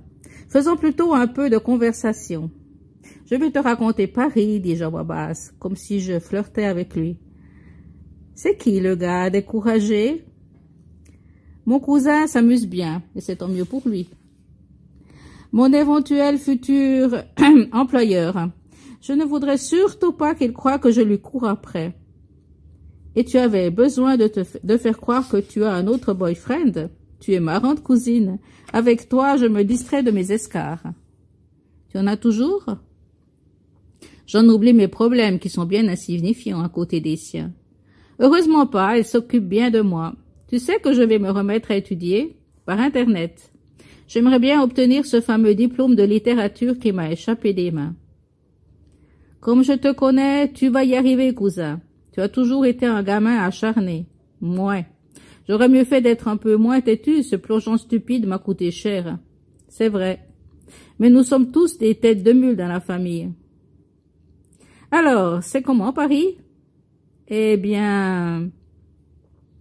10 minutes plus tard, je rejoins les deux navigateurs en prenant soin de mettre une expression rêveuse sur mon visage. Pas difficile. J'imagine mon cousin sur son fauteuil roulant. Quelle malchance pour un malheureux moment de témérité à 20 ans. Excusez-moi, j'espère que je ne vous ai pas fait attendre. Oh, vous en faites pas. La vaisselle est faite, nous en sommes au café. Vous en voulez une tasse? Mais oui, volontiers, merci. L'ambiance est de nouveau détendue. Hein. Après un moment, Marc se lève pour prendre congé. Moi, je n'ai pas encore terminé mon café. Restez, restez, tenez compagnie à Nico encore un moment. Moi, je dois rentrer. Ma femme va revenir de son shopping en ville avec les enfants. J'espère qu'on se reverra si vous acceptez de travailler pour ce tyran. Ah, merci Marc. Maintenant, elle ne voudra plus venir. Tu sais pourtant que j'ai vraiment besoin d'un collaborateur. Ah, soyez tranquilles, les gars. Les tyrans ne me font pas peur. Je suis plutôt têtu. C'est lui qui va avoir de la peine s'il croit que je vais me laisser manier. 15 heures de boulot par jour ne me font pas peur. C'est les tirs au flanc qui me dérangent, pas les tyrans. Après cette belle tirade, je vois Marc partir. Je me retrouve avec Zadko qui termine lui aussi son café. Un ange passe. Alors, ces vacances parisiennes, me dit-il après un moment. Fini, je repars demain matin. Vous rentrez en Suisse? Non, Je vais encore une semaine en Toscane. Comme c'est intéressant, moi aussi je vais en Toscane demain. Vous allez en train? Oui, vous aussi? Non, j'y vais en voiture. Ah bon? Dis-je en me levant. Bon, j'y vais. Je dois encore boucler ma valise. Je vous rappelle la semaine prochaine. Vous pensez sérieusement venir travailler avec moi? Tout à coup, il a l'expression de quelqu'un qui vient d'avoir une idée. Ben oui, j'y pense très sérieusement. Si vous n'avez pas changé d'idée, bien sûr. Pourquoi? Parce que ce serait une bonne occasion pour vous de voir votre lieu de travail en Italie. Vous avez déjà retenu un hôtel? Non. Je pensais louer une voiture à la gare de Florence et visiter la région tout tranquillement. Alors c'est parfait, vous venez avec moi. Je vais au village de vacances. Maintenant? En hiver? Mais oui, il faut bien. Il faut être prêt pour la prochaine saison. Ah oui, bien sûr. Alors le complexe est déjà à vous? Oui, en théorie seulement. Je dois signer le contrat avec le vendeur et il me faut encore une ou deux confirmations de financement. Mais ça devrait être OK. Alors, vous venez, oui ou non? Bon, alors, vous en avez de belles? Mais c'est vrai que j'ai encore une semaine et que ce serait parfait pour juger si vraiment cette place est pour moi. Alors, c'est d'accord? OK, c'est d'accord. On part quand? Demain à 6 heures devant l'hôtel. Entendu. Je lui tends la main qu'il garde entre les siennes. Ses yeux me scrutent l'âme. Mais qu'est-ce qu'il veut encore? Votre ami. Il vous laissera venir avec moi? Mon ami? Quel ami? Ah oui, bien sûr, nous sommes très libres. Je rougis, je m'emballe cette fois. Bizarre. Je vois, très libre, hein? Il me sourit malicieusement, caresse ma main avec son pouce, sans me lâcher des yeux. Ouais, relativement par là, sans excès quand même. Je ne retire pas ma main, pourtant j'aurais dû, n'est-ce pas? Mais c'est que... essayez une fois. Vous m'avez dit l'autre soir que vous n'aviez pas de liens sentimentaux. J'ai dit que... Ouais, ok. Parlons franchement. C'était mon cousin Albert Schweitzer de Lucerne. Un cousin. Pourquoi m'avez-vous menti? Sa voix s'est faite très douce. Pour vous éviter les mots d'esprit de votre ami qui nous croit en train de nous lier sentimentalement. Et rien, c'est tout. Vous avez pensé que j'étais mal à l'aise à l'idée qu'il nous imagine ensemble?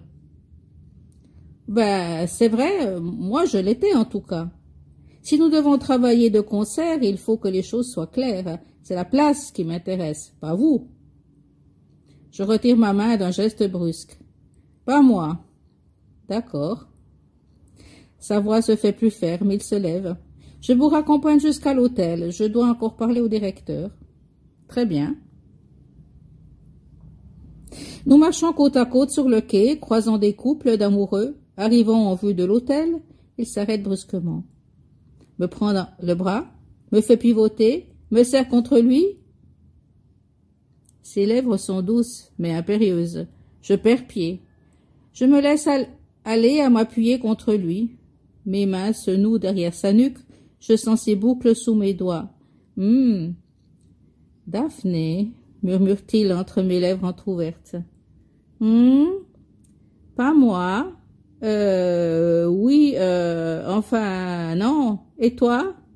Moi, très franchement, je n'attends que ça depuis que je t'ai vu entrer dans l'office. Tu étais irrésistible d'efficacité.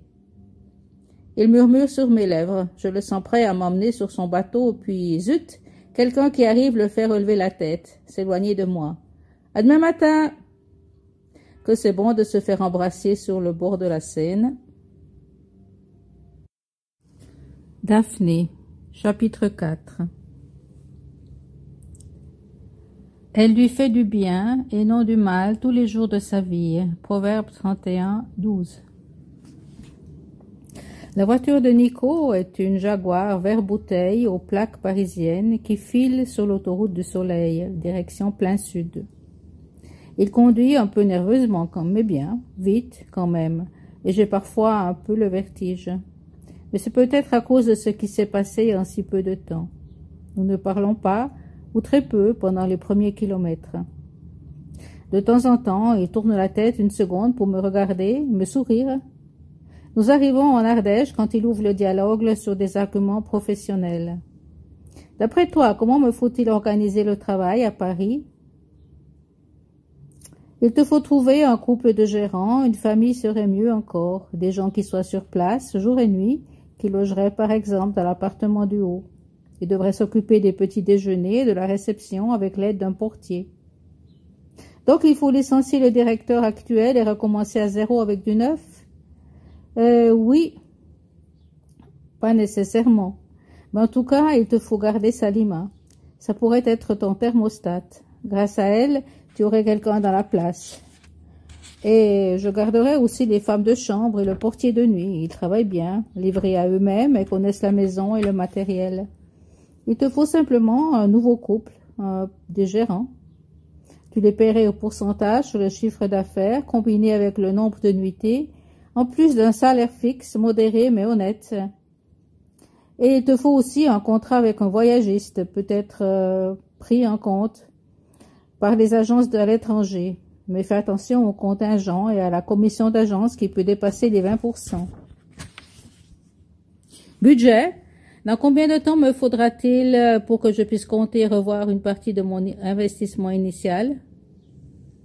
Nous discutons métier pendant des heures, tandis que sa Jaguar dévore les kilomètres. Vers 13 heures, nous sommes dans les parages d'Alassio et il me propose une pause pour le lunch. Tu penses à un endroit précis, lui dis-je en le regardant. Non.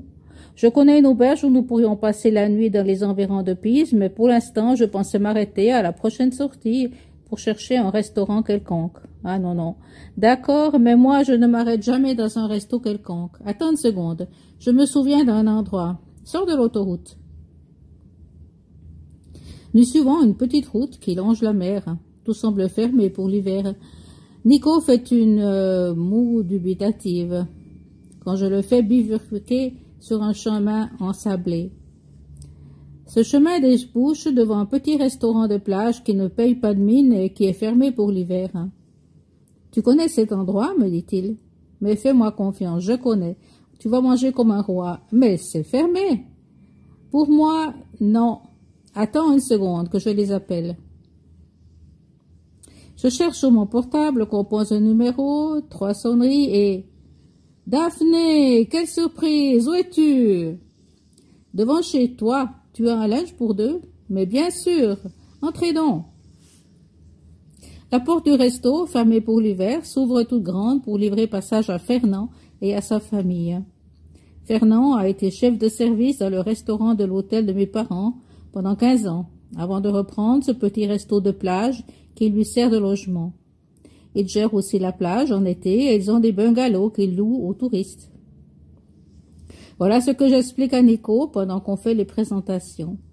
Et je dis à Fernand que Nico est là, c'est un ami, et je dis que nous sommes en voyage d'affaires en Italie en arrivant de Paris.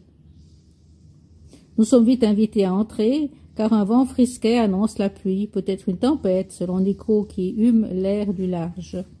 Je vois qu'il est heureux de revoir la mer et je comprends qu'il a envie de se promener sur la plage, de se faire fouetter par le vent. Dis, Nico, tu voudrais pas qu'on reste ici ce soir? Fernand a des bungalows sur la plage. Ah oui, c'est une bonne idée. Cet endroit me plaît beaucoup et une tempête se prépare. Mieux vaut ne pas traîner sur les routes du littoral. Eh, dis, Fernand, tu as un bungalow pour nous? Fernand est français, sa femme italienne. Il nous invite à nous installer à l'intérieur. Une baie vitrée nous sépare de grosses vagues qui s'abattent toujours plus violemment sur le sable. Mais bien sûr que vous pouvez loger ici ce soir. Effectivement, il vaut mieux s'arrêter. Vous êtes nos invités. Nous allions nous mettre à table, mais venez, prenez place. Tandis que nous réunissons les tables et que nous nous asseyons autour, Fernand et sa femme, Simona, apporte des assiettes de spaghettis aux fruits de mer et pose sur la table une fiasque de vin. La conversation va bon train. Les anecdotes fusent entre Fernand et moi. Sa femme sourit amusée, les enfants écoutent, font des commentaires, et je vois que Nico est à son aise. Tout cela doit lui rappeler l'ambiance des bistrots grecs. Dis, Fernand, tu te rappelles cette bonne femme qui, mine de rien, essayait carrément de glisser sa main entre les jambes des garçons? Eh oui, il fallait faire des acrobaties pour éviter de se mettre à sa portée en lui apportant ses commandes. Moi, je n'ai pas eu de chance. Elle m'a attiré une fois dans sa chambre sous prétexte que le radiateur ne chauffait pas. En fait, ce qui ne chauffait pas, c'était elle. J'ai eu mille peines à éviter de me faire culbuter sur le lit cette fois-là. Eh oui, elle avait aussi des drôles de goût, en fait, d'être alcoolique. Je me rappelle que votre père était furieux contre toi parce que tu es entrée seule dans sa chambre.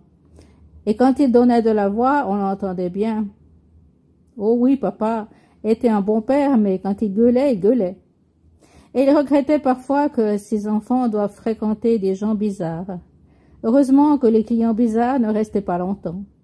On se consolait en se disant qu'ils allaient vite repartir. Par contre, on regrettait leur départ quand ils étaient sympas. Oh oui, comme la dame qui avait cette maladie, la sclérose en plaques. Elle revenait chaque fois, toujours plus handicapée, la pauvre.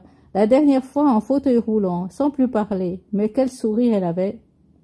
Ah oui, elle avait un sourire extraordinaire, cette dame.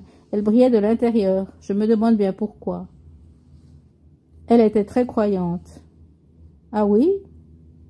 Heureusement pour elle, car dans son état, la consolation de la foi, ça doit aider. Albert aussi est croyant. Pauvre Albert, quel épouvantable accident. J'étais là quand votre maman a reçu la nouvelle. Eh oui, nous étions tous dans la rivière. Nous faisions les fous depuis une paroi rocheuse. C'était à celui qui sauterait de plus haut. J'ai sauté juste avant Albert. Et puis je le vois encore prendre son élan. Il a percuté la paroi rocheuse avant de tomber à côté de moi dans l'eau. Heureusement que j'ai mon brevet de sauveteur. Pauvre monsieur Albert, que fait-il maintenant? Il s'est remis à étudier la littérature. Il connaît plusieurs langues. Ah oui, il est très courageux, cet Albert. Oh oui, très. Après les spaghettis, voici des oranges et du panettone, car c'est bientôt Noël. La conversation va bon train, mais Fernand doit aller travailler. En hiver, il travaille pour la municipalité. Sa femme fait des ménages pour arrondir le budget, bien maigre à cette saison. Les enfants retournent à l'école et avant de partir, Fernand me tend une clé. C'est le même bungalow de l'autre fois. Il y a 2 chambres. Allume le chauffage électrique. Les draps et les couvertures sont allés aux armoires. Tu trouveras? On ne va pas se revoir avant demain matin. Malheureusement, ce soir, nous allons à une réunion de parents d'élèves. Bien sûr, on se débrouillera. Pour ce soir, on trouvera une trattoria ouverte ici autour. Non, non, tout est fermé. Mais je vais te donner des gnocchis. Si, ne t'en fais pas. Pour une fois que tu viens nous trouver, c'est naturel. Bon, c'est d'accord. Mais j'insiste pour payer la nuit. Vous avez peu de passage en hiver. D'accord, si tu insistes, je te ferai un prix. Nico me suit sur un chemin ensablé qui longe la plage. Derrière un bosquet de pins maritimes se cachent 3 bungalows qui comprennent chacun une chambre à grand lit, un salon avec un divan-lit, une salle de bain et une petite kitchenette. Le vent a encore forci et il nous fouette le visage. Je suis pressée de m'enfermer dans le bungalow. J'allume le chauffage. Dans peu de temps, il fera agréablement chaud, du moins j'espère. Je vais chercher les bagages et j'en profite pour faire quelques pas sur la plage, me dit Nico. D'accord, mais prends garde parce que c'est une tempête là dehors. Oh non, j'aime ça. T'en fais pas. À tout à l'heure. Et il part, me laissant seul dans le bungalow. J'ai presque envie de le suivre pour ne pas être seul.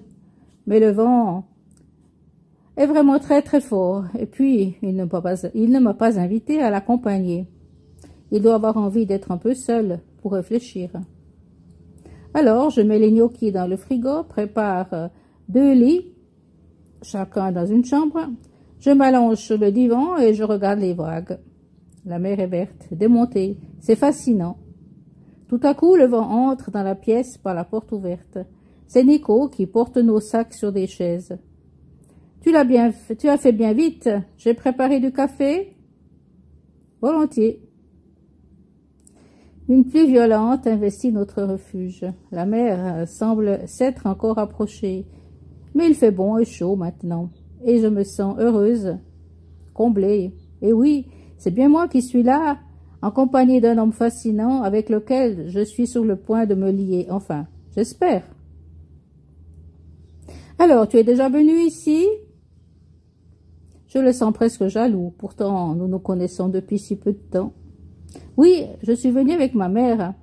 Elle avait besoin de se changer les idées après le décès de papa. Je l'ai accompagnée ici, c'était en juin, il y a quelques années. Alors, tu n'es jamais venu ici avec un homme? Non. Et toi, où en es-tu? Tu es divorcé depuis quand? 10 ans. Nous préparons les gnocchis ensemble, tout en passant à un sujet de conversation moins intime, l'hôtellerie. Plus tard, un peu mal à l'aise, je m'installe dans le grand lit qu'il a voulu me céder, tandis que la tempête continue dehors, s'amplifie même. Le bungalow tremble sous les assauts du vent. Avant de m'endormir, j'ai encore le temps d'entendre Nico appeler son amie italienne. Dans quoi me suis-je lancée? Le lendemain matin, quand je me réveille, encore seule, bien sûr, la tempête est finie, mais il y a encore beaucoup de vent. La mer est houleuse et le bungalow désert. Après une douche, une tasse de café, Nico n'est toujours pas de retour. Je commence à me faire du souci. Serait-il parti sans moi? L'ai-je déçu? Son sac n'est plus là, ses affaires ne sont plus dans la salle de bain. Je hausse les épaules. Je me débrouillerai seule pour prendre le train jusqu'à Florence. Ensuite, je finirai mes vacances comme prévu. On ne va pas se laisser déstabiliser pour si peu. Je sors sur la plage. Du sable m'entre dans les yeux, m'arrache des larmes. Fichu vent! Mes deux silhouettes se profilent au bout de la plage devant le resto de Fernand. Deux hommes qui parlent ensemble, Fernand et Nico. Tandis que Nico gesticule, Fernand semble écouter, répondre. De quoi peuvent-ils bien parler dans ce vent? Je décide de retourner dans le bungalow, préparer mon sac.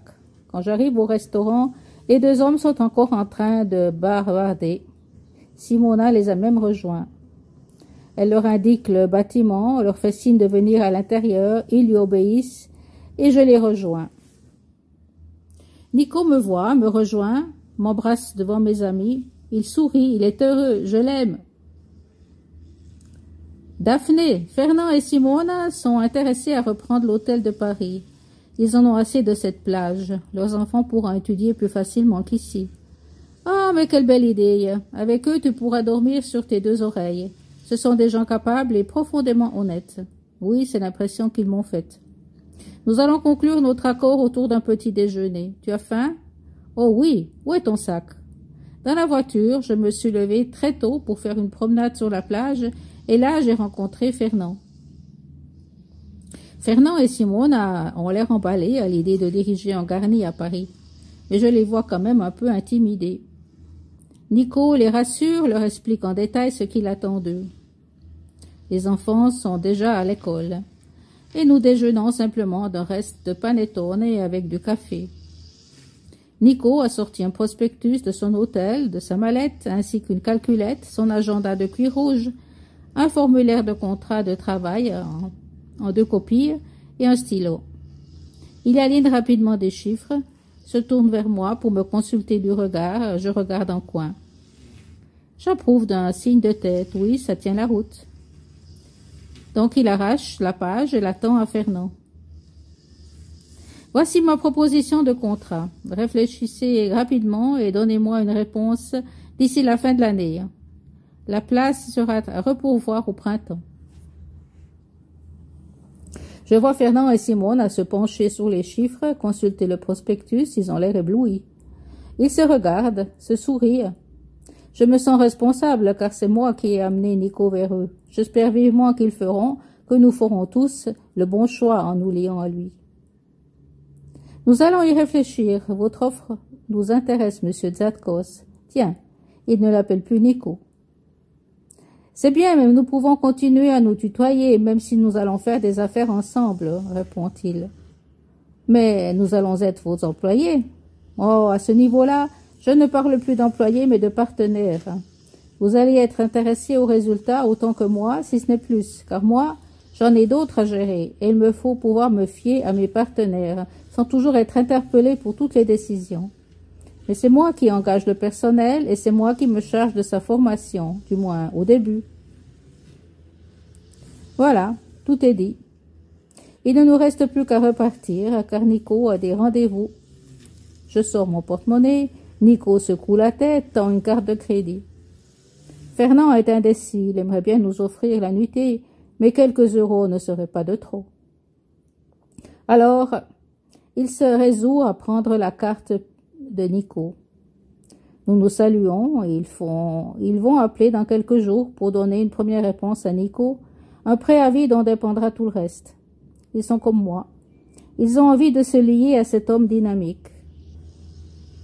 Nous retrouvons la Jaguar, tapie sur le sable. Elle n'a pas l'air d'avoir souffert de la tempête, heureusement. Tandis que Nico manœuvre pour sortir dans la ruelle, j'engage quelques signes de main avec mes amis pour les saluer. « Tu en as d'autres par ici ?» me dit-il. « Comment ? Est-ce que tu as d'autres amis dans la région ? » « Ah, non, non. J'ai des connaissances en Toscane, des fournisseurs que je pensais aller voir en passant, histoire de voir comment ils produisent ce qu'ils me vendent. » « Pourquoi ? Tu es aussi food and beverage ? » Oui, en partie du moins. Avec le chef de cuisine, je m'occupe des vins et je lui commande la marchandise qu'il me demande. Vous avez beaucoup de couverts ? Une centaine par jour en moyenne, comprenant environ 30 pensionnaires. Les autres sont des passants, des touristes pour la plupart. Mais en hiver, c'est plus calme. Et c'est pour cela que je suis en vacances maintenant. Tu es attaché à cette place, n'est-ce pas? Il semble préoccupé. Oui, bien sûr que je suis attaché à cette place. Je suis là depuis 10 ans. Et j'ai mis beaucoup de moi-même là-dedans. Et tu penses pouvoir te détacher pour venir travailler avec moi?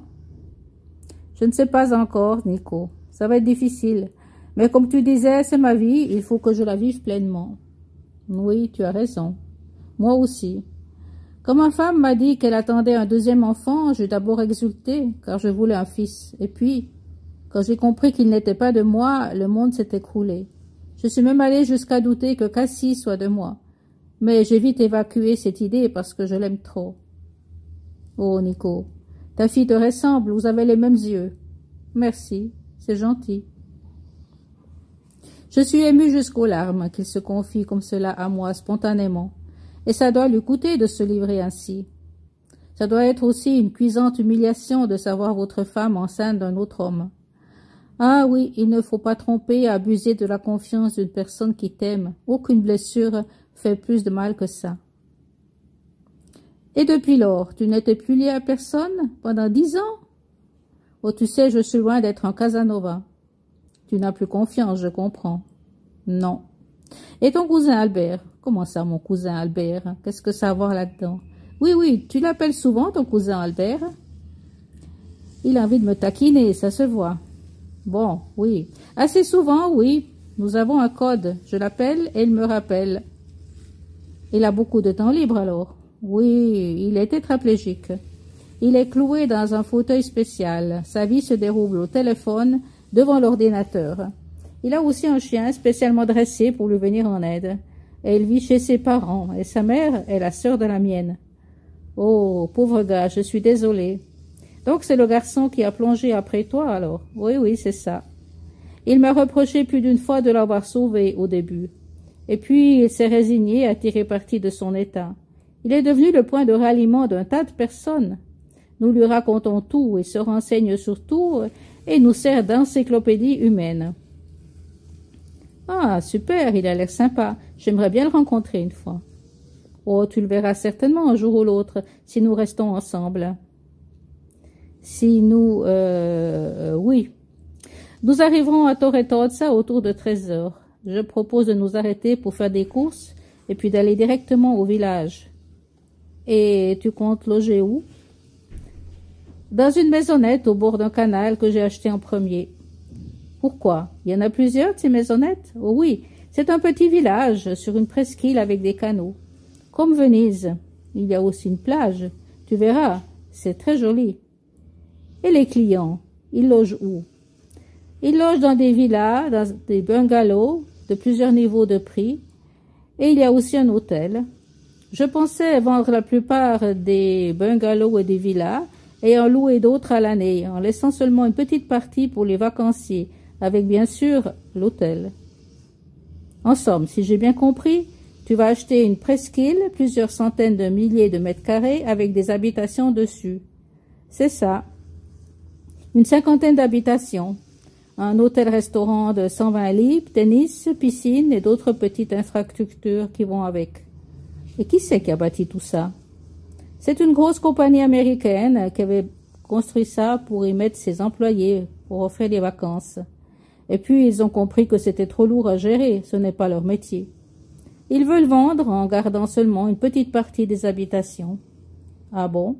Et pour toi, ce n'est pas trop lourd à gérer? Tu te sens de taille? Tu sais, modestement, je suis formé pour ça. Ce n'est pas la première fois que je fais des affaires. Fais-moi confiance. Ah oui, bon, bien sûr que je te fais confiance. C'est toi qui vois. Je me réjouis de voir ça. Daphné, chapitre 5. Elle se procure de la laine et du lin et travaille d'une main joyeuse.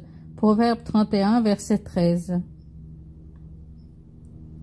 Nous nous sommes arrêtés sur la colline avant d'entreprendre la descente en lacet qui conduit au pont reliant la presqu'île au continent. De là-haut, nous avons une vue plongeante sur toute la surface du village de vacances. Le vert et l'eau donnent le ton. Ici et là, j'entrevois les toits de rangées de maisonnettes mitoyennes. Quelques villas plus grandes sont au bord de l'eau. Des canaux, enjambés par des passerelles piétonnes, divisent les parcelles. Au fond, sur le bord extrême, là où la mer rejoint la plage, un grand bâtiment, et Nico me dit que c'est l'hôtel. Il y a un grand parking, semi-désert.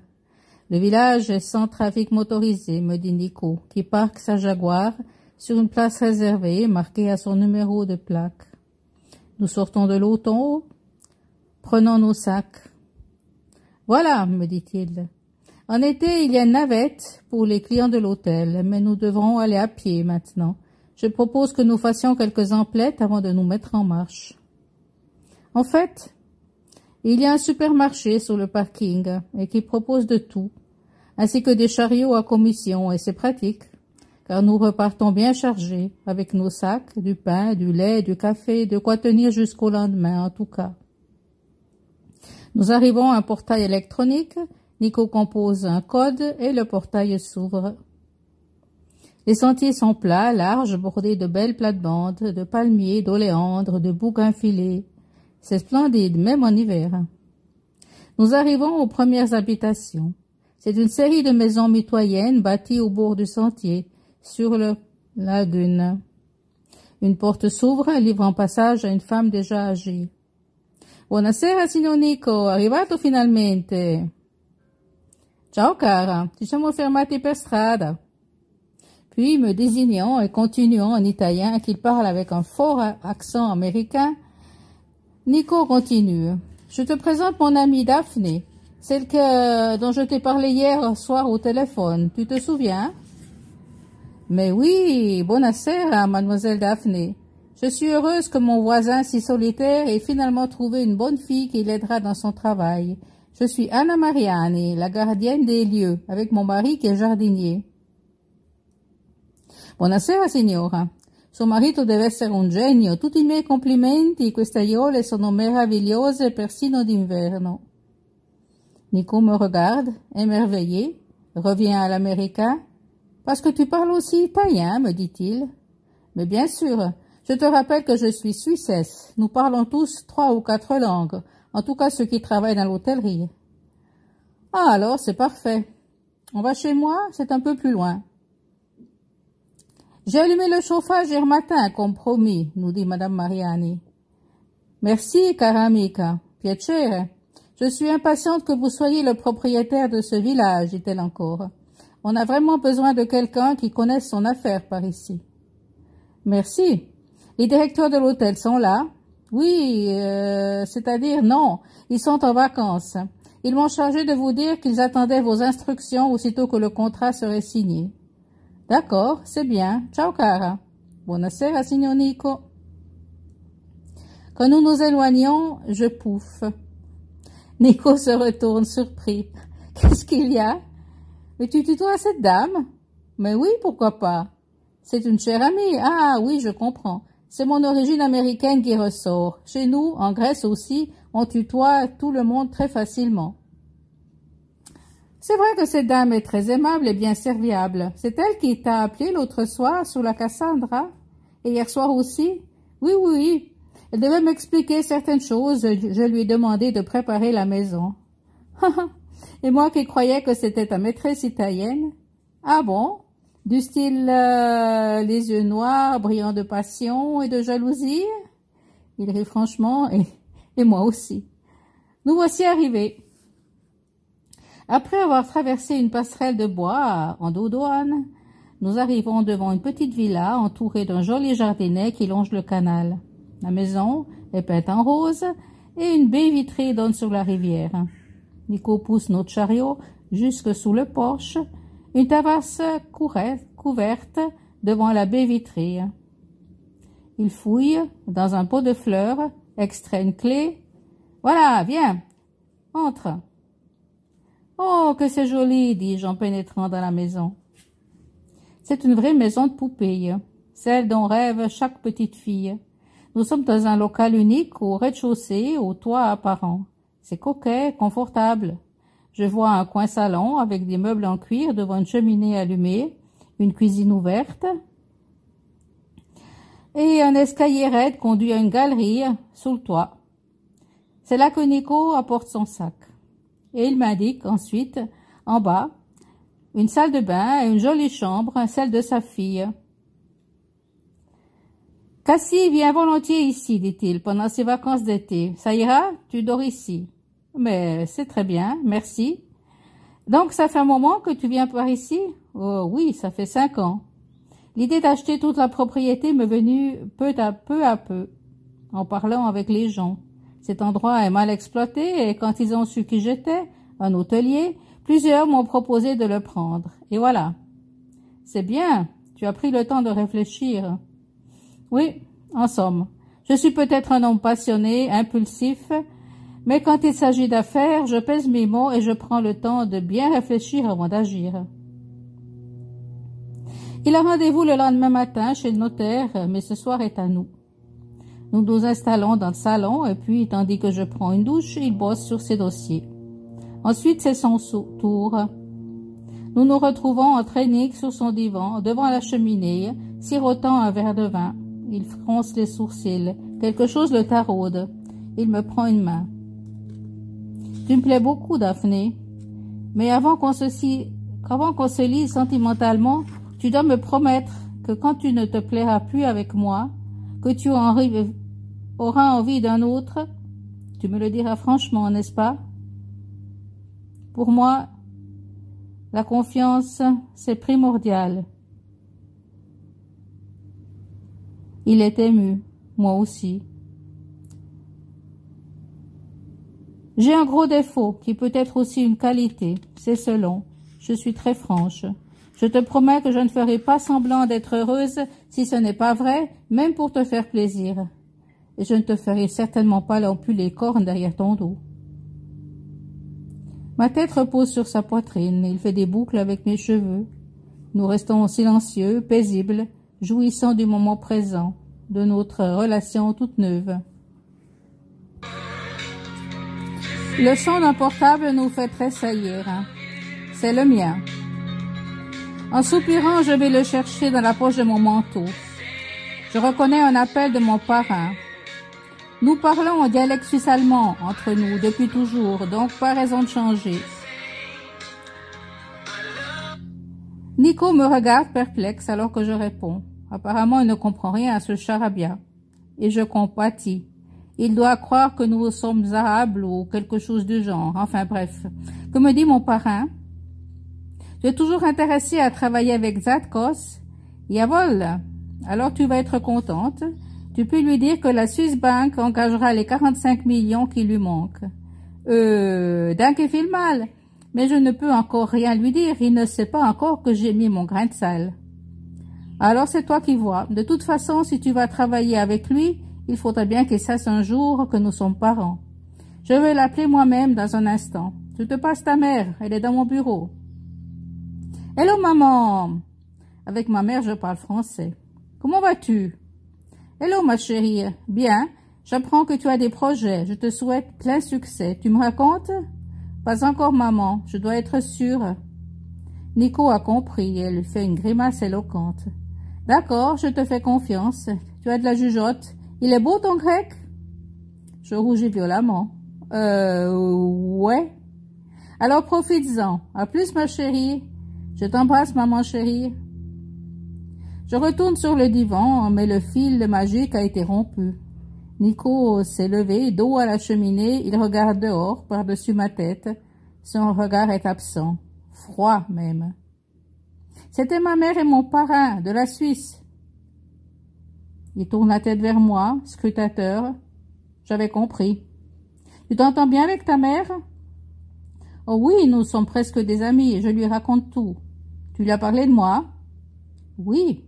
Et qu'est-ce qu'elle en dit? Elle dit qu'elle a confiance en mon jugement et elle me souhaite tout de bon avec toi. Et ton parrain? Qu'est-ce qu'il a dit?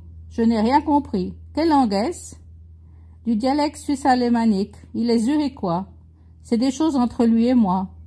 À mon sujet, j'ai entendu mon nom et celui d'un institut très important avec lequel je suis en affaires.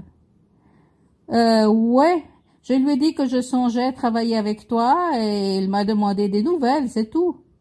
C'est tout, puis-je te croire? Tu dois avoir confiance en moi, je t'expliquerai en son temps. Fais-le maintenant.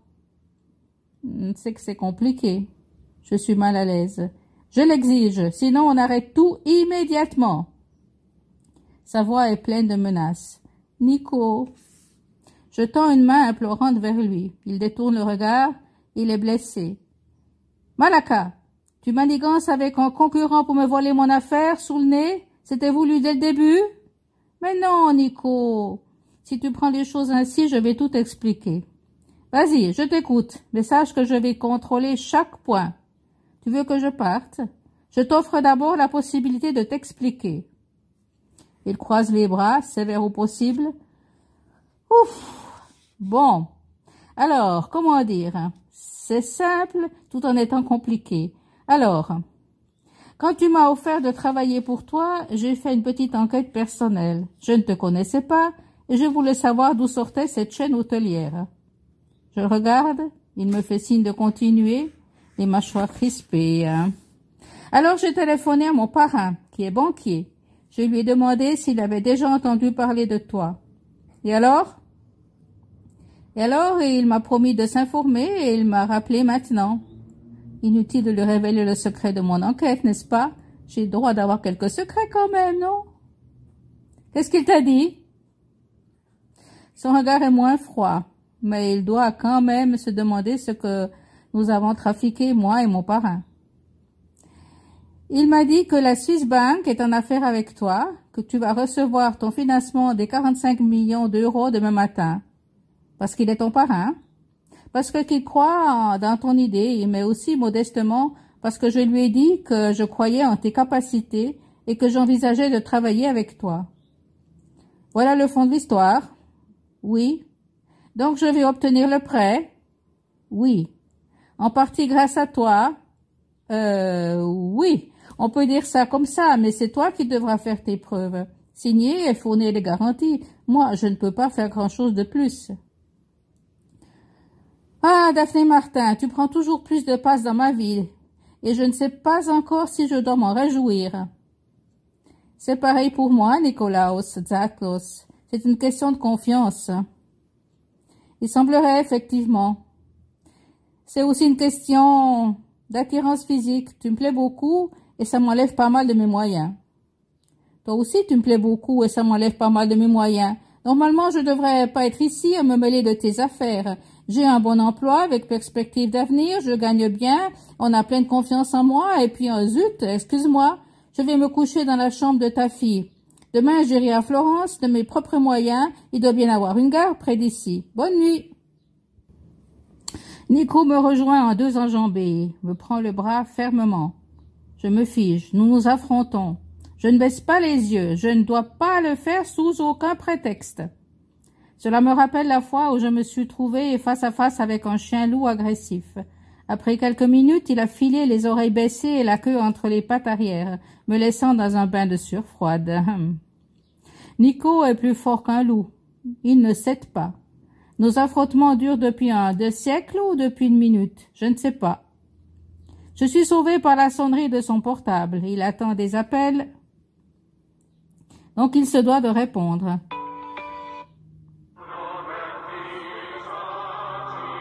Il me fait signe d'attendre. Il répond sans me lâcher le bras. Je suis si proche de lui que j'entends tout de cette conversation. Zatkos, aboie-t-il. Mainz, de la Swiss Bank, Zurich. Bonsoir, monsieur Mainz. Comment ça va? Nico s'efforce à être aimable, mais ses yeux lancent des éclairs dans ma direction. Bien, merci. Je voulais m'assurer que vous êtes toujours prêt à faire le grand pas demain, dit mon parrain. Je suis prêt. Si vous l'êtes aussi, on se lance. Je suis convaincu de la validité de votre projet, monsieur Zatkos. En outre, Daphné croit en vous, et je n'ai pas de raison à m'opposer à ce que ma banque vous finance. Ah bon? C'est parce que vous êtes son parrain?